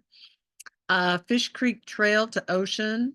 That's the Fish Creek Trail connection between Northern Lights and the Tony North Coastal Trail. We had ranked at 12 last year. We dropped it to 15th, mainly because it's already getting funding. You know, it got more funding as a match to federal funding, 91% to 9%. You know, it passed on the Parks bond in April. So that project is moving along funding wise without us really needing to rank it very high because it's kind of has a life of its own already on that one. And so then number 16, Turnagain Parkway surface rehab just dropped one ranking from number 15 last year. And you know, Marnie, if you want to go ahead and discuss that 17th one, since it's a Safe Routes to School project, if you'd like. Yeah, the project there was probably one of the lower priorities, even on the Safe Routes to School list. And it's a very short, am I talking about the right one, the little cut through? 17, this is West Time Access Circulation, not Wildwood. Oh, not Wildwood. Oh, West High Roaming Access Schools. Yes, part of that has been accomplished, and it probably could still need some help. But the group generally agreed that investing in improving bus circulation at that parking area is just so expensive and so long term that we'd like to identify it as something we hope one day could happen, but not any higher than that. Okay, thanks, Marnie. And yeah, the schematics that the Muni had come up with for that project, I mean, it would actually heavily affect the Dempsey Arena parking lot because they would have buses coming through going out to Northern Lights, and they had showed a stoplight right there, just, you know, east of Lois Drive. And, you know, it would be a huge circulation change that we're just not sure is even warranted, but we're leaving it on our list because it is a Safe Routes to School project. But okay, so that's our recommendation in terms of ranking. And then as the Muni does every year with no explanation, it defies logic to the nth degree, but we've been covering these lists for decades, and they always put in projects that aren't in our Turnagain Community Council boundary area. So every year we ask for those to be deleted. And this year it's Campbell Creek Trail rehabilitation and wayfinding, Campbell Creek Trail separated grade crossing at Lake Otis, and Chugiak State Park reopen and clean up old logging trails. They may all be commendable projects, but they're not in our area, and so we don't want any money that is going to Turnagain projects to go to those. And then the next one we have had on our delete list for many, many moons. It would be a Northern Lights upgrade phase 4 from Postmark to Nathaniel Court to Postmark. And for a long time, you know, the first plans were to put a bike path on one side, a trail on the other, put a center turning lane in, which except for Earthquake Park, there's nowhere to turn. I mean, it was a ridiculous proposal. And we have had a long time position to support only maintenance and rehabilitation of the existing pavement when needed. If that road ever got upgraded heavily, it would probably invite a lot more airport generated traffic to use Northern Lights versus International. And that is contrary to what now we have been expressing our concerns about for several years.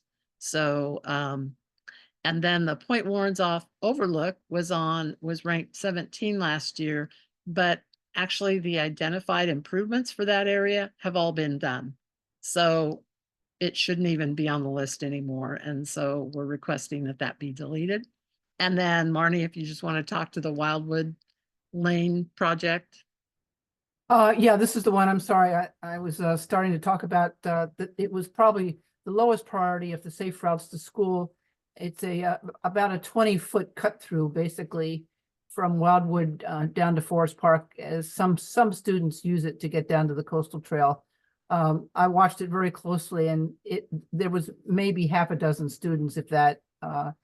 And I just don't think with the other priorities we've marked. Plus, there was a pretty big dispute between the city and the school. I can't recall at this point, but on our private property owners who would actually own that land and who would have to pick up the tab to fix it. So it just seemed like a non-starter. So we put it down here on the delete list. Okay, thank you. And then there's always projects included in our list that are not project specific. And so we've always just said we're not going to rank these, even though they, until we know a specific Turnagain project that may fall under that category, we haven't ranked them, and we're not sure if identified projects in Margaret, Egan, Sullivan Park are within our boundaries, because we're not sure which ones they may be talking about. So we always ask, we just want to be consistent. We just ask that they not be ranked. So that is the proposal by the committee. Is there any discussion? Sean has his hand up. Yeah, let's see. Sorry, I can't see everybody when we screen share, but screen share is important, but let's try it without. Okay, Sean, you've got a question. Go ahead. Yeah, thank you, Kathy. I'm really happy to hear you kind of share your thoughts on the Northern Lights upgrade and how we absolutely want to discourage that. I am 150% on the same page. Can you share, and maybe you did, but I missed it, but can you share whose idea is it to do the phase 4 upgrade? Is that DOT state, or is that the Muni? I think it's the state, correct? Well, it's got to be a Muni project because it's on our Muni CIP list. But, part of that would be on airport property, part of it on Muni property. And it's been on the books for decades. When phase 1 of improving West Northern Lights goes clear back over to on the east part of Northern Lights.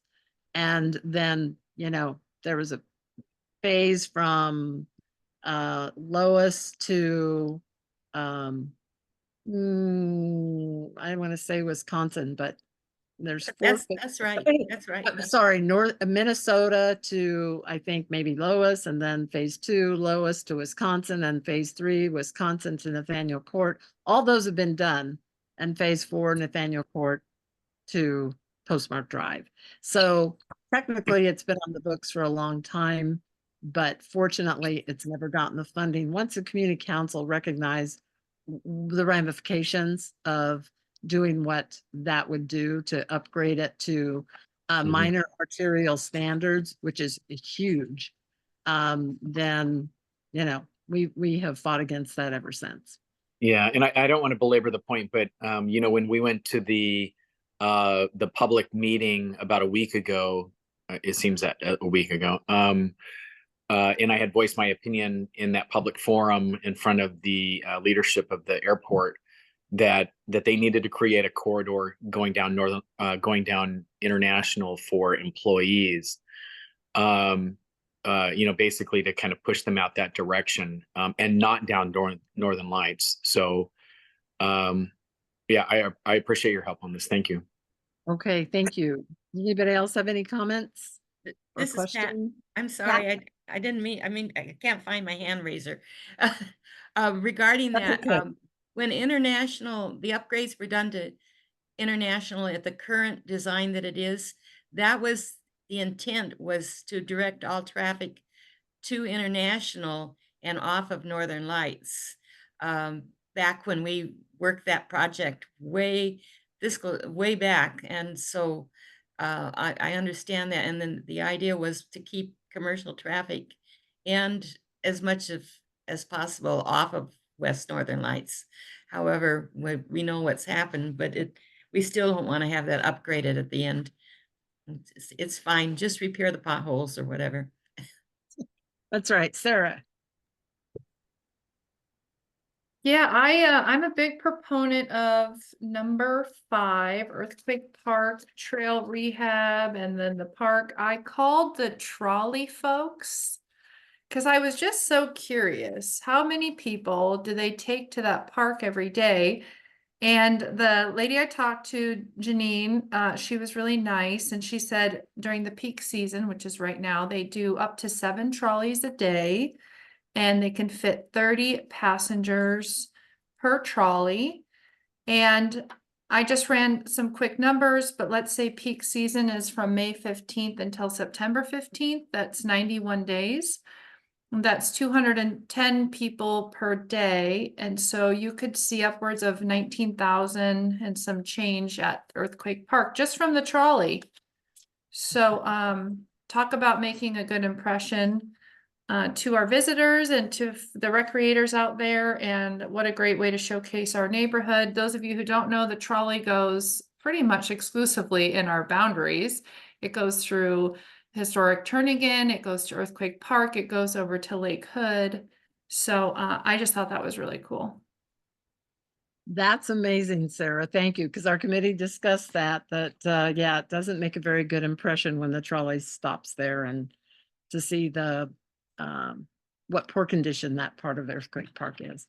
Okay, so we are way behind schedule. I apologize. So I think we need to probably go ahead and vote if the wish of the body is okay with that.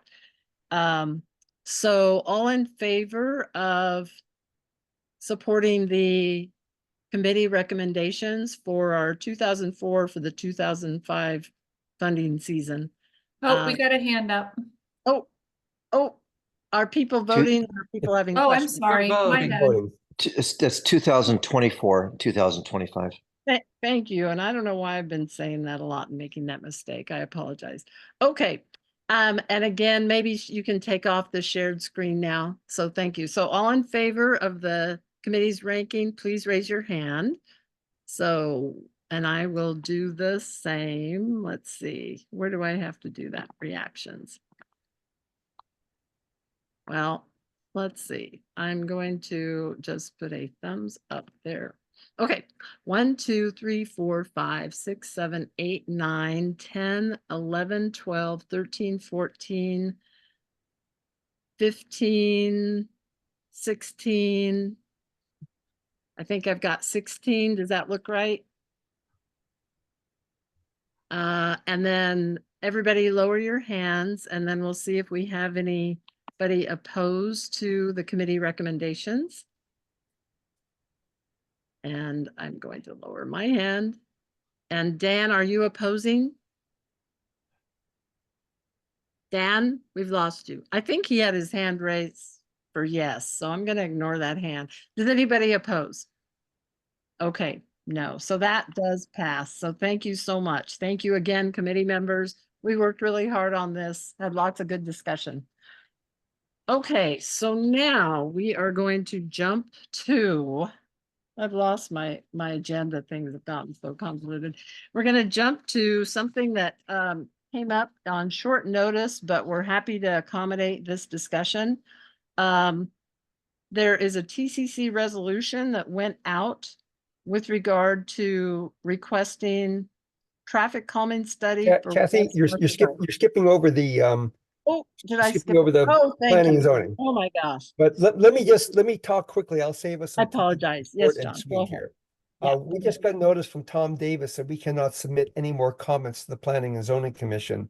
The hearing is closed. They're in deliberation. They will not take any new comments. So at this point in time, no new comment letter can go in. We don't have to talk about that. I think all we need to do is to approve the comments we submitted on the 15th and move on. I do suggest that we send the comments we put together to the sponsors so they understand what we're thinking.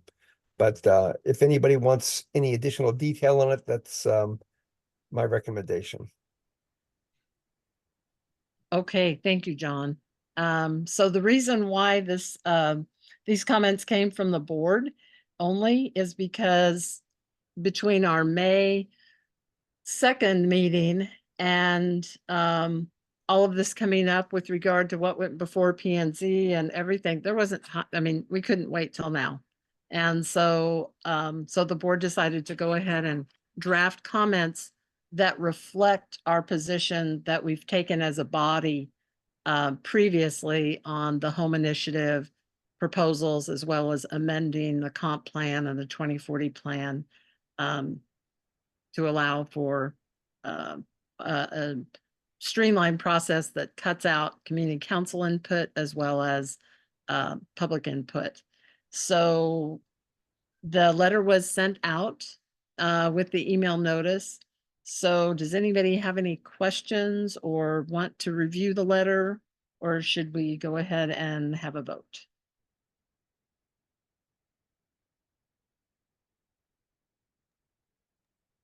Can I get a Let's have motion a to vote. approve? This is Pat. I'll move to approve Okay, thank you, the Pat. to confirm the letter that was sent. Yeah, and this is actually to ratify, so sorry. Okay, ratify. Yeah. Karen, you want to second it? Thanks, Pat. Okay, it's been moved and seconded to ratify the comments that the Turnagain Community Council Board submitted to the Planning and Zoning Commission with regard to the home initiative and amending the comp plan and the 2040 land use plan proposals. And if everybody would want, if all in favor, please raise your hand.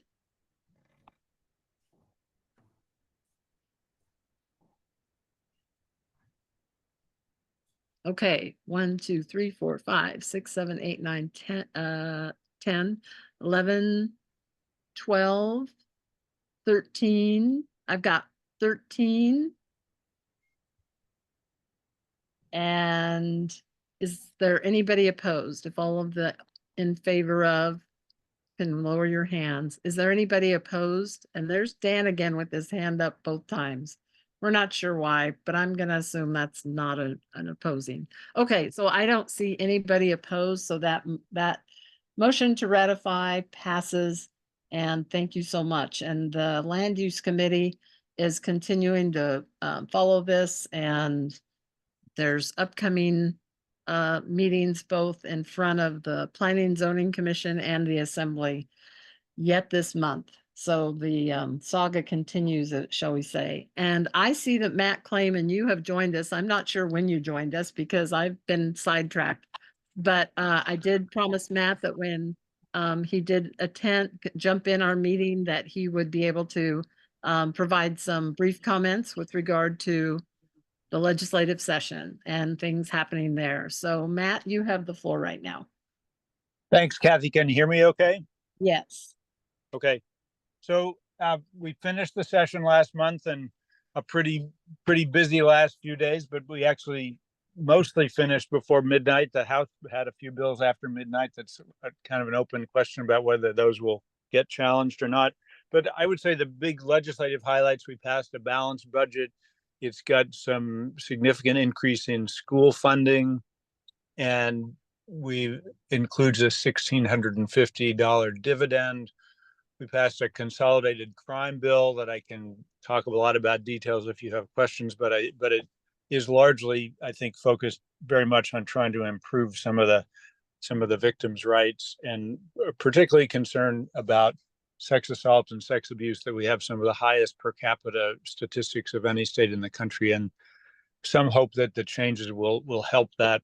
And a couple of pieces of the legislation that my office was involved in. One was an expansion of telehealth care that will allow folks with life-threatening conditions like ALS to be able to use multidisciplinary care teams out of state, so they won't actually have to leave the state to see those multidisciplinary care teams.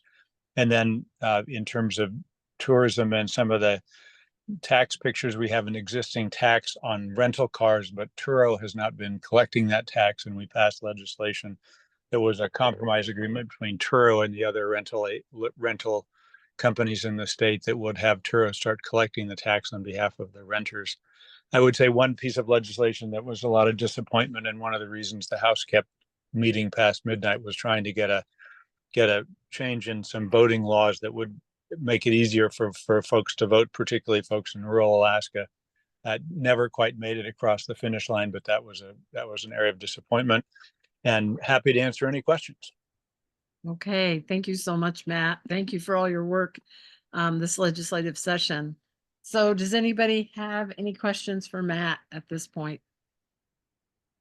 No, we typically don't. You still get off way too easy. But thank you again for everything you've been doing. So and welcome back. Welcome back. Well, it's good to be back. And are you all taking off July and August and resuming in September for the community council? That is correct. And I made it clear that if for any reason we need to schedule a special meeting during the summer, we can do that. But yeah, the plan is to take 2 months off and meet back here September 5th. Well, happy gardening, hiking, and enjoying Alaska. Thank you, Matt. Thank you. Thank you. Okay. So now I think we're ready to consider a TCC resolution requesting a traffic calming study for West Marston Drive. Since we're way behind, we'll try and make it as brief. Is there somebody from the neighborhood that would like to speak to this? And then maybe Sarah or somebody can screen share the proposed resolution. Yeah, let me pull it up real quick. Thank you. I'm from the neighborhood if no one else is from here. Yeah, Nick, if you want to go ahead, that would be great.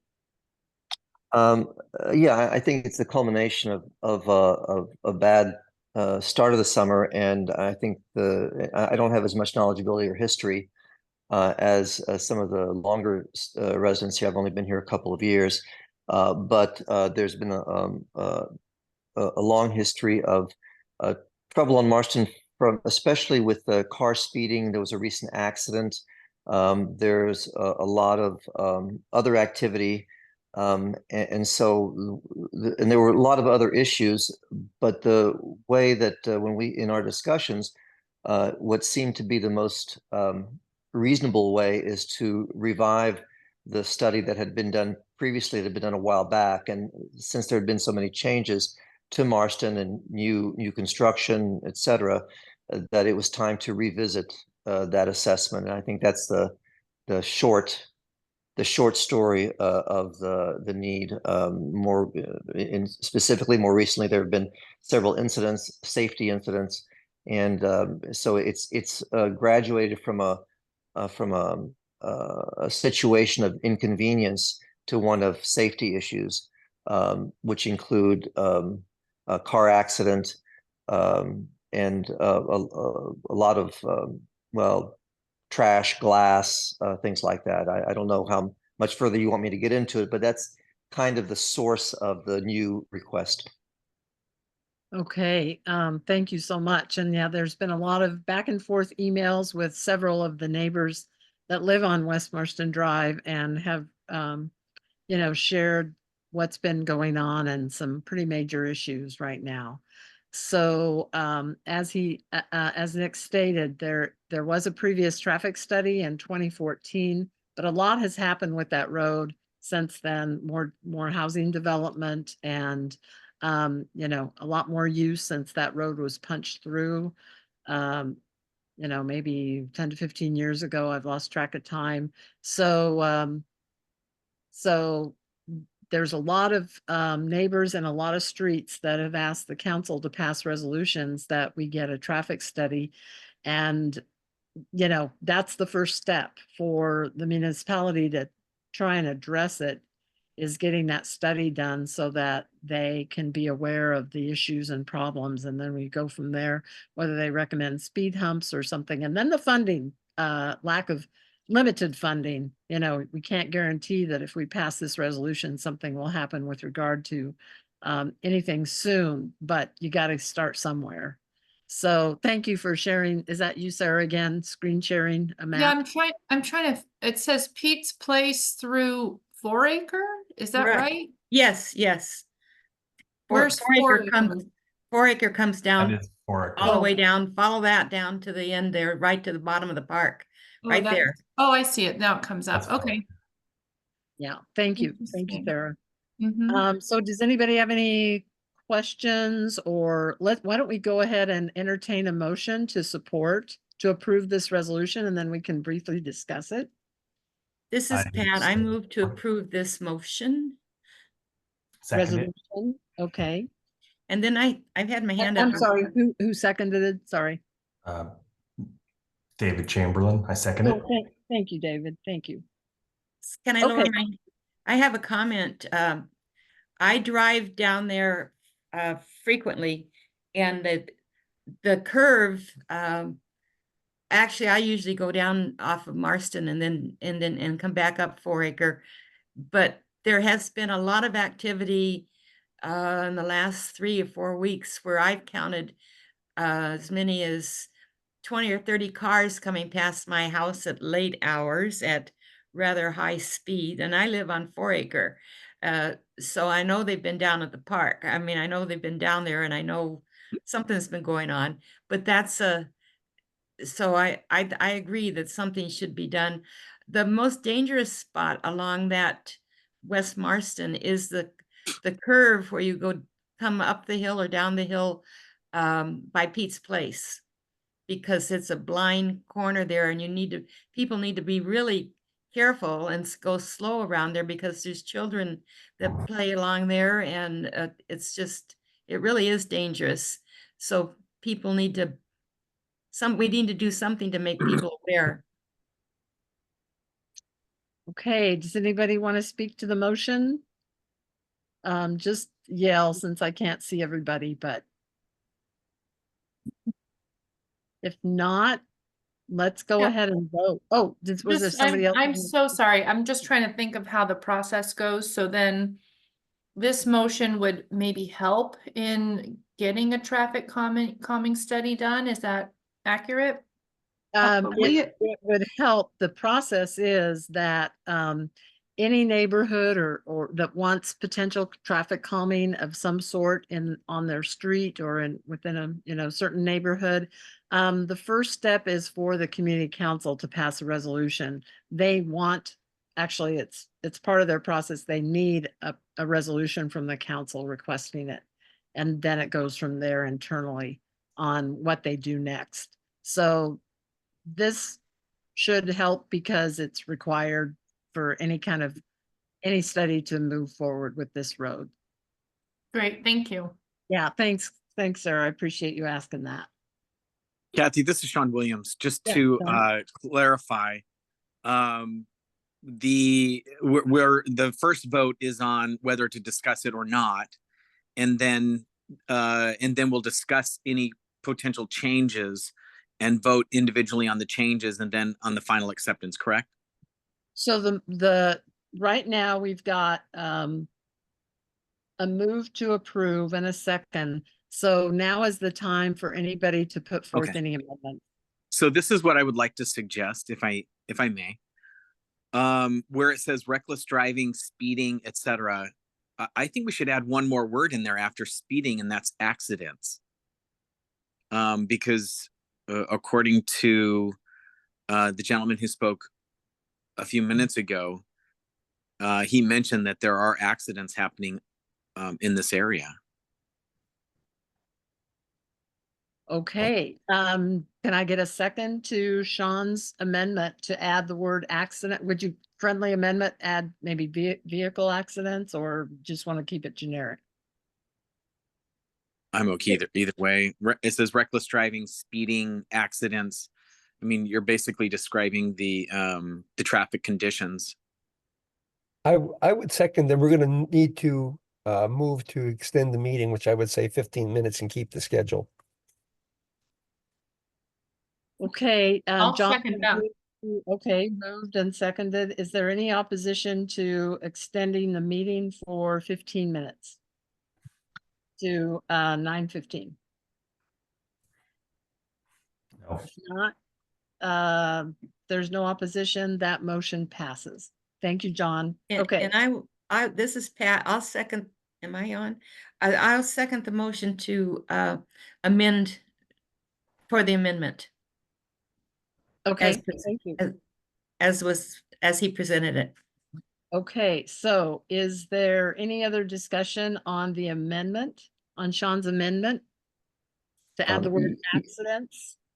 Yes, I would keep it as accidents because there are kids that come over and they use it as a skateboard ramp. They use it for their electric bikes. So there's a lot of activity there for recreation on the street itself. Okay, thank you for that. Okay, so if there are no other comments on the amendment, we need to vote.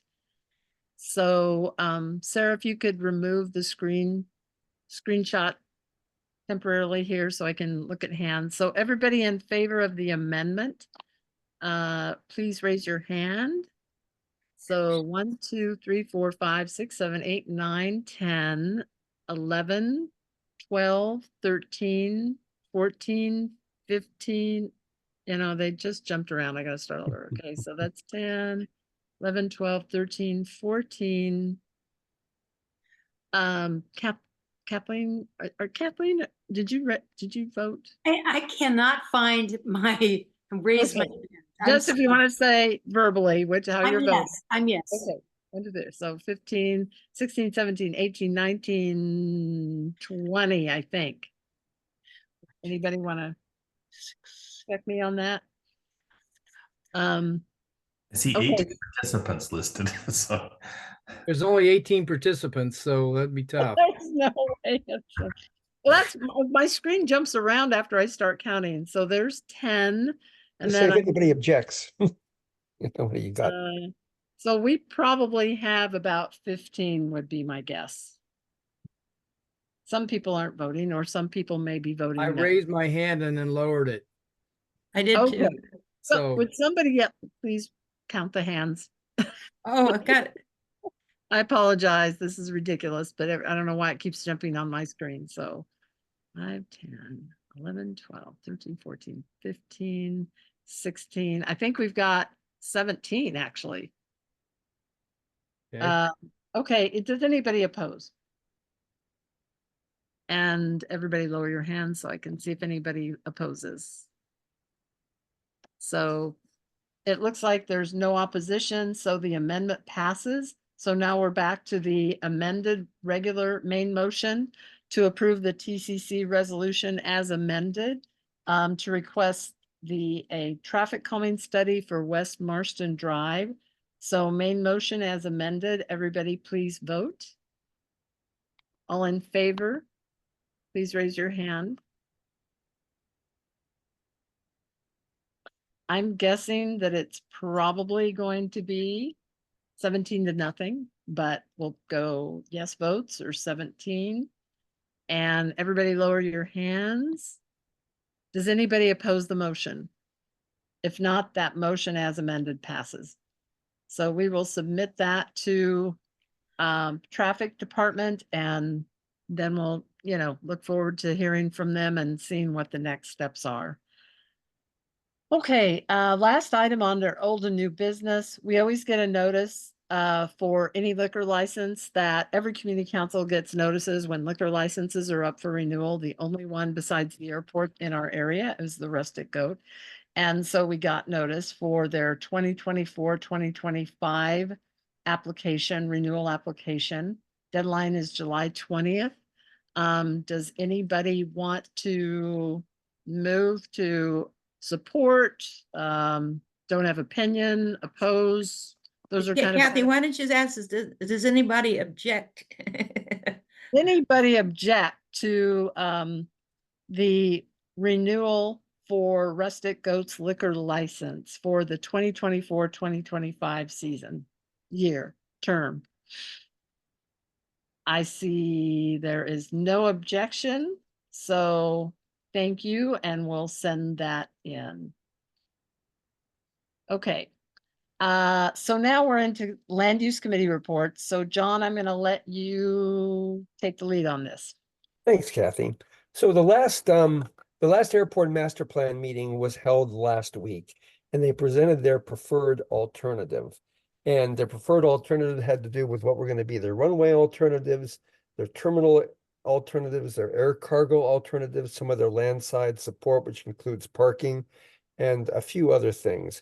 And there were a couple of issues that we noted in the meeting. One was that how they had portrayed the north-south runway expansion on their graphic. And while it's not part of their preferred alternative, and that their preferred alternative talks about maximizing use of other airports before pursuing something like a north-south runway, they still on their graphics showed this area reserved for future development. And one of the comments was that they can reserve the airport portion of that, but not the municipal portion of that. So I think we're going to want to make a number of comments to them, this being the first comment that we want to make.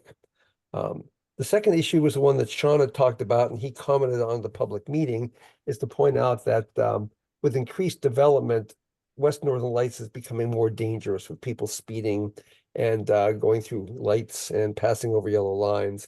And I think that's another comment we're going to want to make on this master plan. One of the things we asked them is whether or not there are going to be any additional opportunities to comment, and they said, no, this was the last opportunity. They're not putting together a draft master plan for people to comment on, but there's going to be a lot of pieces of that master plan that we have not seen and won't necessarily get a chance to comment on. And one of them is that they're supposed to have a section that outlines the environmental and land use setting and impacts. And I would certainly recommend that we put together our comments on this last presentation, that we request to take a look at what they put together in their environmental setting and in their land use setting, because we want to make sure that they identify what are some of the potential conflicts with air, with emissions, with noise, with wetlands, with traffic impacts. It's our opportunity to make sure that the master plan acknowledges some of those things are accurately captured. So the question is, I don't know what's going to be our ability to bring this past the council.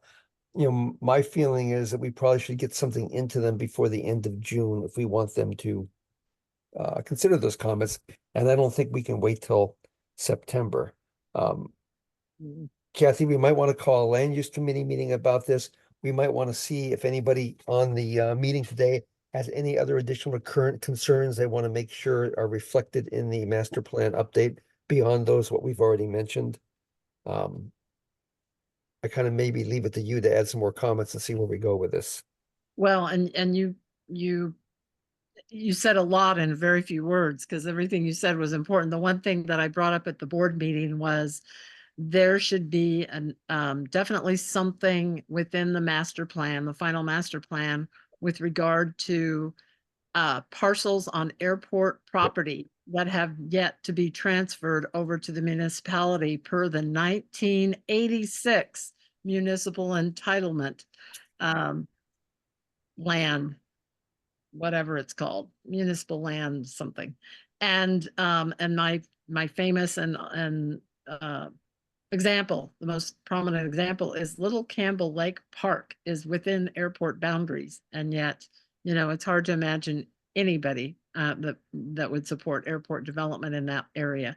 But that's not the only area, and they just don't even acknowledge the existence of that on their map. They don't acknowledge where Point Warren's off dedicated parkland is. underneath that strip that they say is reserved for The runway. for a second south runway. And so I think that it's imperative that the master plan acknowledge that not every parcel of land within the airport boundaries is open for development and growth. And so I think that would need to be included in that as well. And I do think too, we might want to put some comments in there about the West Air Park and that road relocation too. I'd forgotten about that, but that's another one I think we want to comment on. Yeah. Okay, does anybody else have any quick input on this? So John was our representative on the stakeholders group. He did a yeoman's job. I attended all the meetings and of course said a few things here and there as well, as you can imagine. And it was a collaborative effort that we really appreciate John taking the lead on representing us on that group. So I guess I don't think that we need a formal motion. It's just, is everybody okay with us submitting just some final comments, even though there's not an official comment period anymore? But we feel like these are important items to make sure that they include. Yep. Is everybody okay with that? Yeah, Kathy, again, why don't you ask if anybody objects? Does anybody object to submitting final comments that John and myself have verbalized here at this meeting? No objection? Okay, we will send those out. Kathy, Yes. this is Sean Williams. I just wanted to say thanks to John for adding that comment that about traffic on West Northern Lights. Thank you. Absolutely. Your testimony was great, by the way. Yes, I really appreciated Sean's input at the public meeting last week. Thank you, guys. Yeah. Okay, we will get that sent. And so the final item on the land use committee report is Fish Creek Trail Connection updates, potential legal issues, discussion, maybe a land use committee meeting, date to be determined. So John, I'll let you take that one as well. So, we've been kind of watching this and, there's not a lot of information out of the project sponsors. Their project website says they're going to be doing community updates somewhere between like June and August, but there's really no new information. As I think we last reported, they're now looking at an option that takes the coastal trail actually out into the wetlands at the north end, and they'll have to do some fill to put that in. There's also, I think, still some contention about where they would put the coastal trail on the south end. And John Haxby, who's one of the property owners there on Resolution, has been working with a guy by the name of Chuck Kopp, who I think is an ex-legislature. He has been working with a group in South Anchorage that has been dealing with a dispute over railroad right-of-way and a private airstrip and some legal challenges there. And so Chuck has requested addressing us with what he's found about the legal issues discussion and see what we might want to think about in terms of our formal position on the Fish Creek Trail.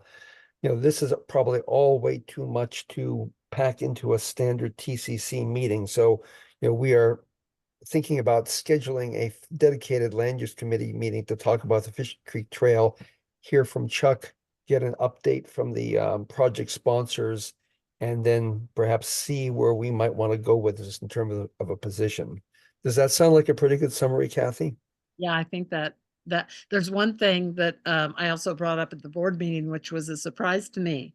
I had not looked at the Anchorage Park Foundation website for quite some time, but I do remember when this whole proposal to put indigenous place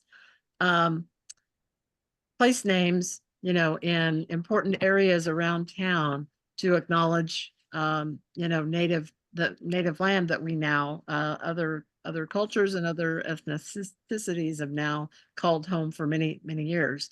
But we don't want to forget the origins of where this all came from. And the one for Fish Creek was when the Parks Foundation first put out a map showing where they were proposing all these. There's like 32 of them within the bowl area. One for Fish Creek, and then they have the native name for Fish Creek. Was it the Fish Creek Park there on Turnagain Boulevard or Turnagain? Turnagain Boulevard.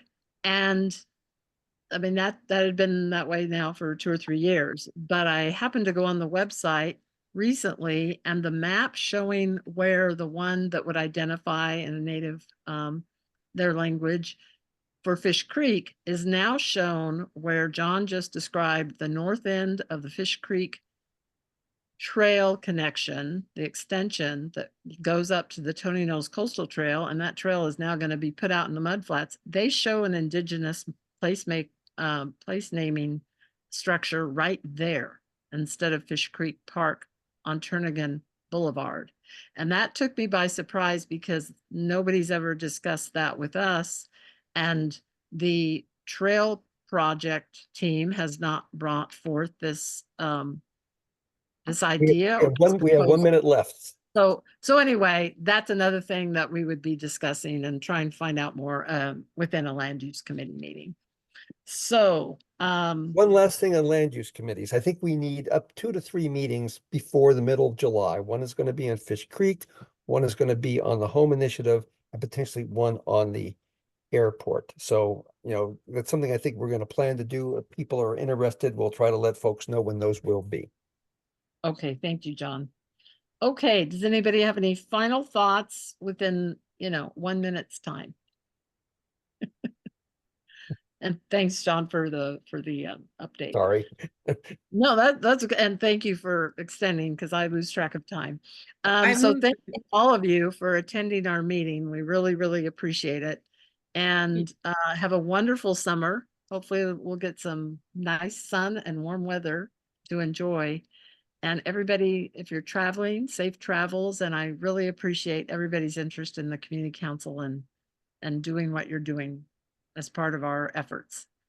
And Pat, you're going to move to adjourn? I would entertain a move to adjourn. I moved to adjourn.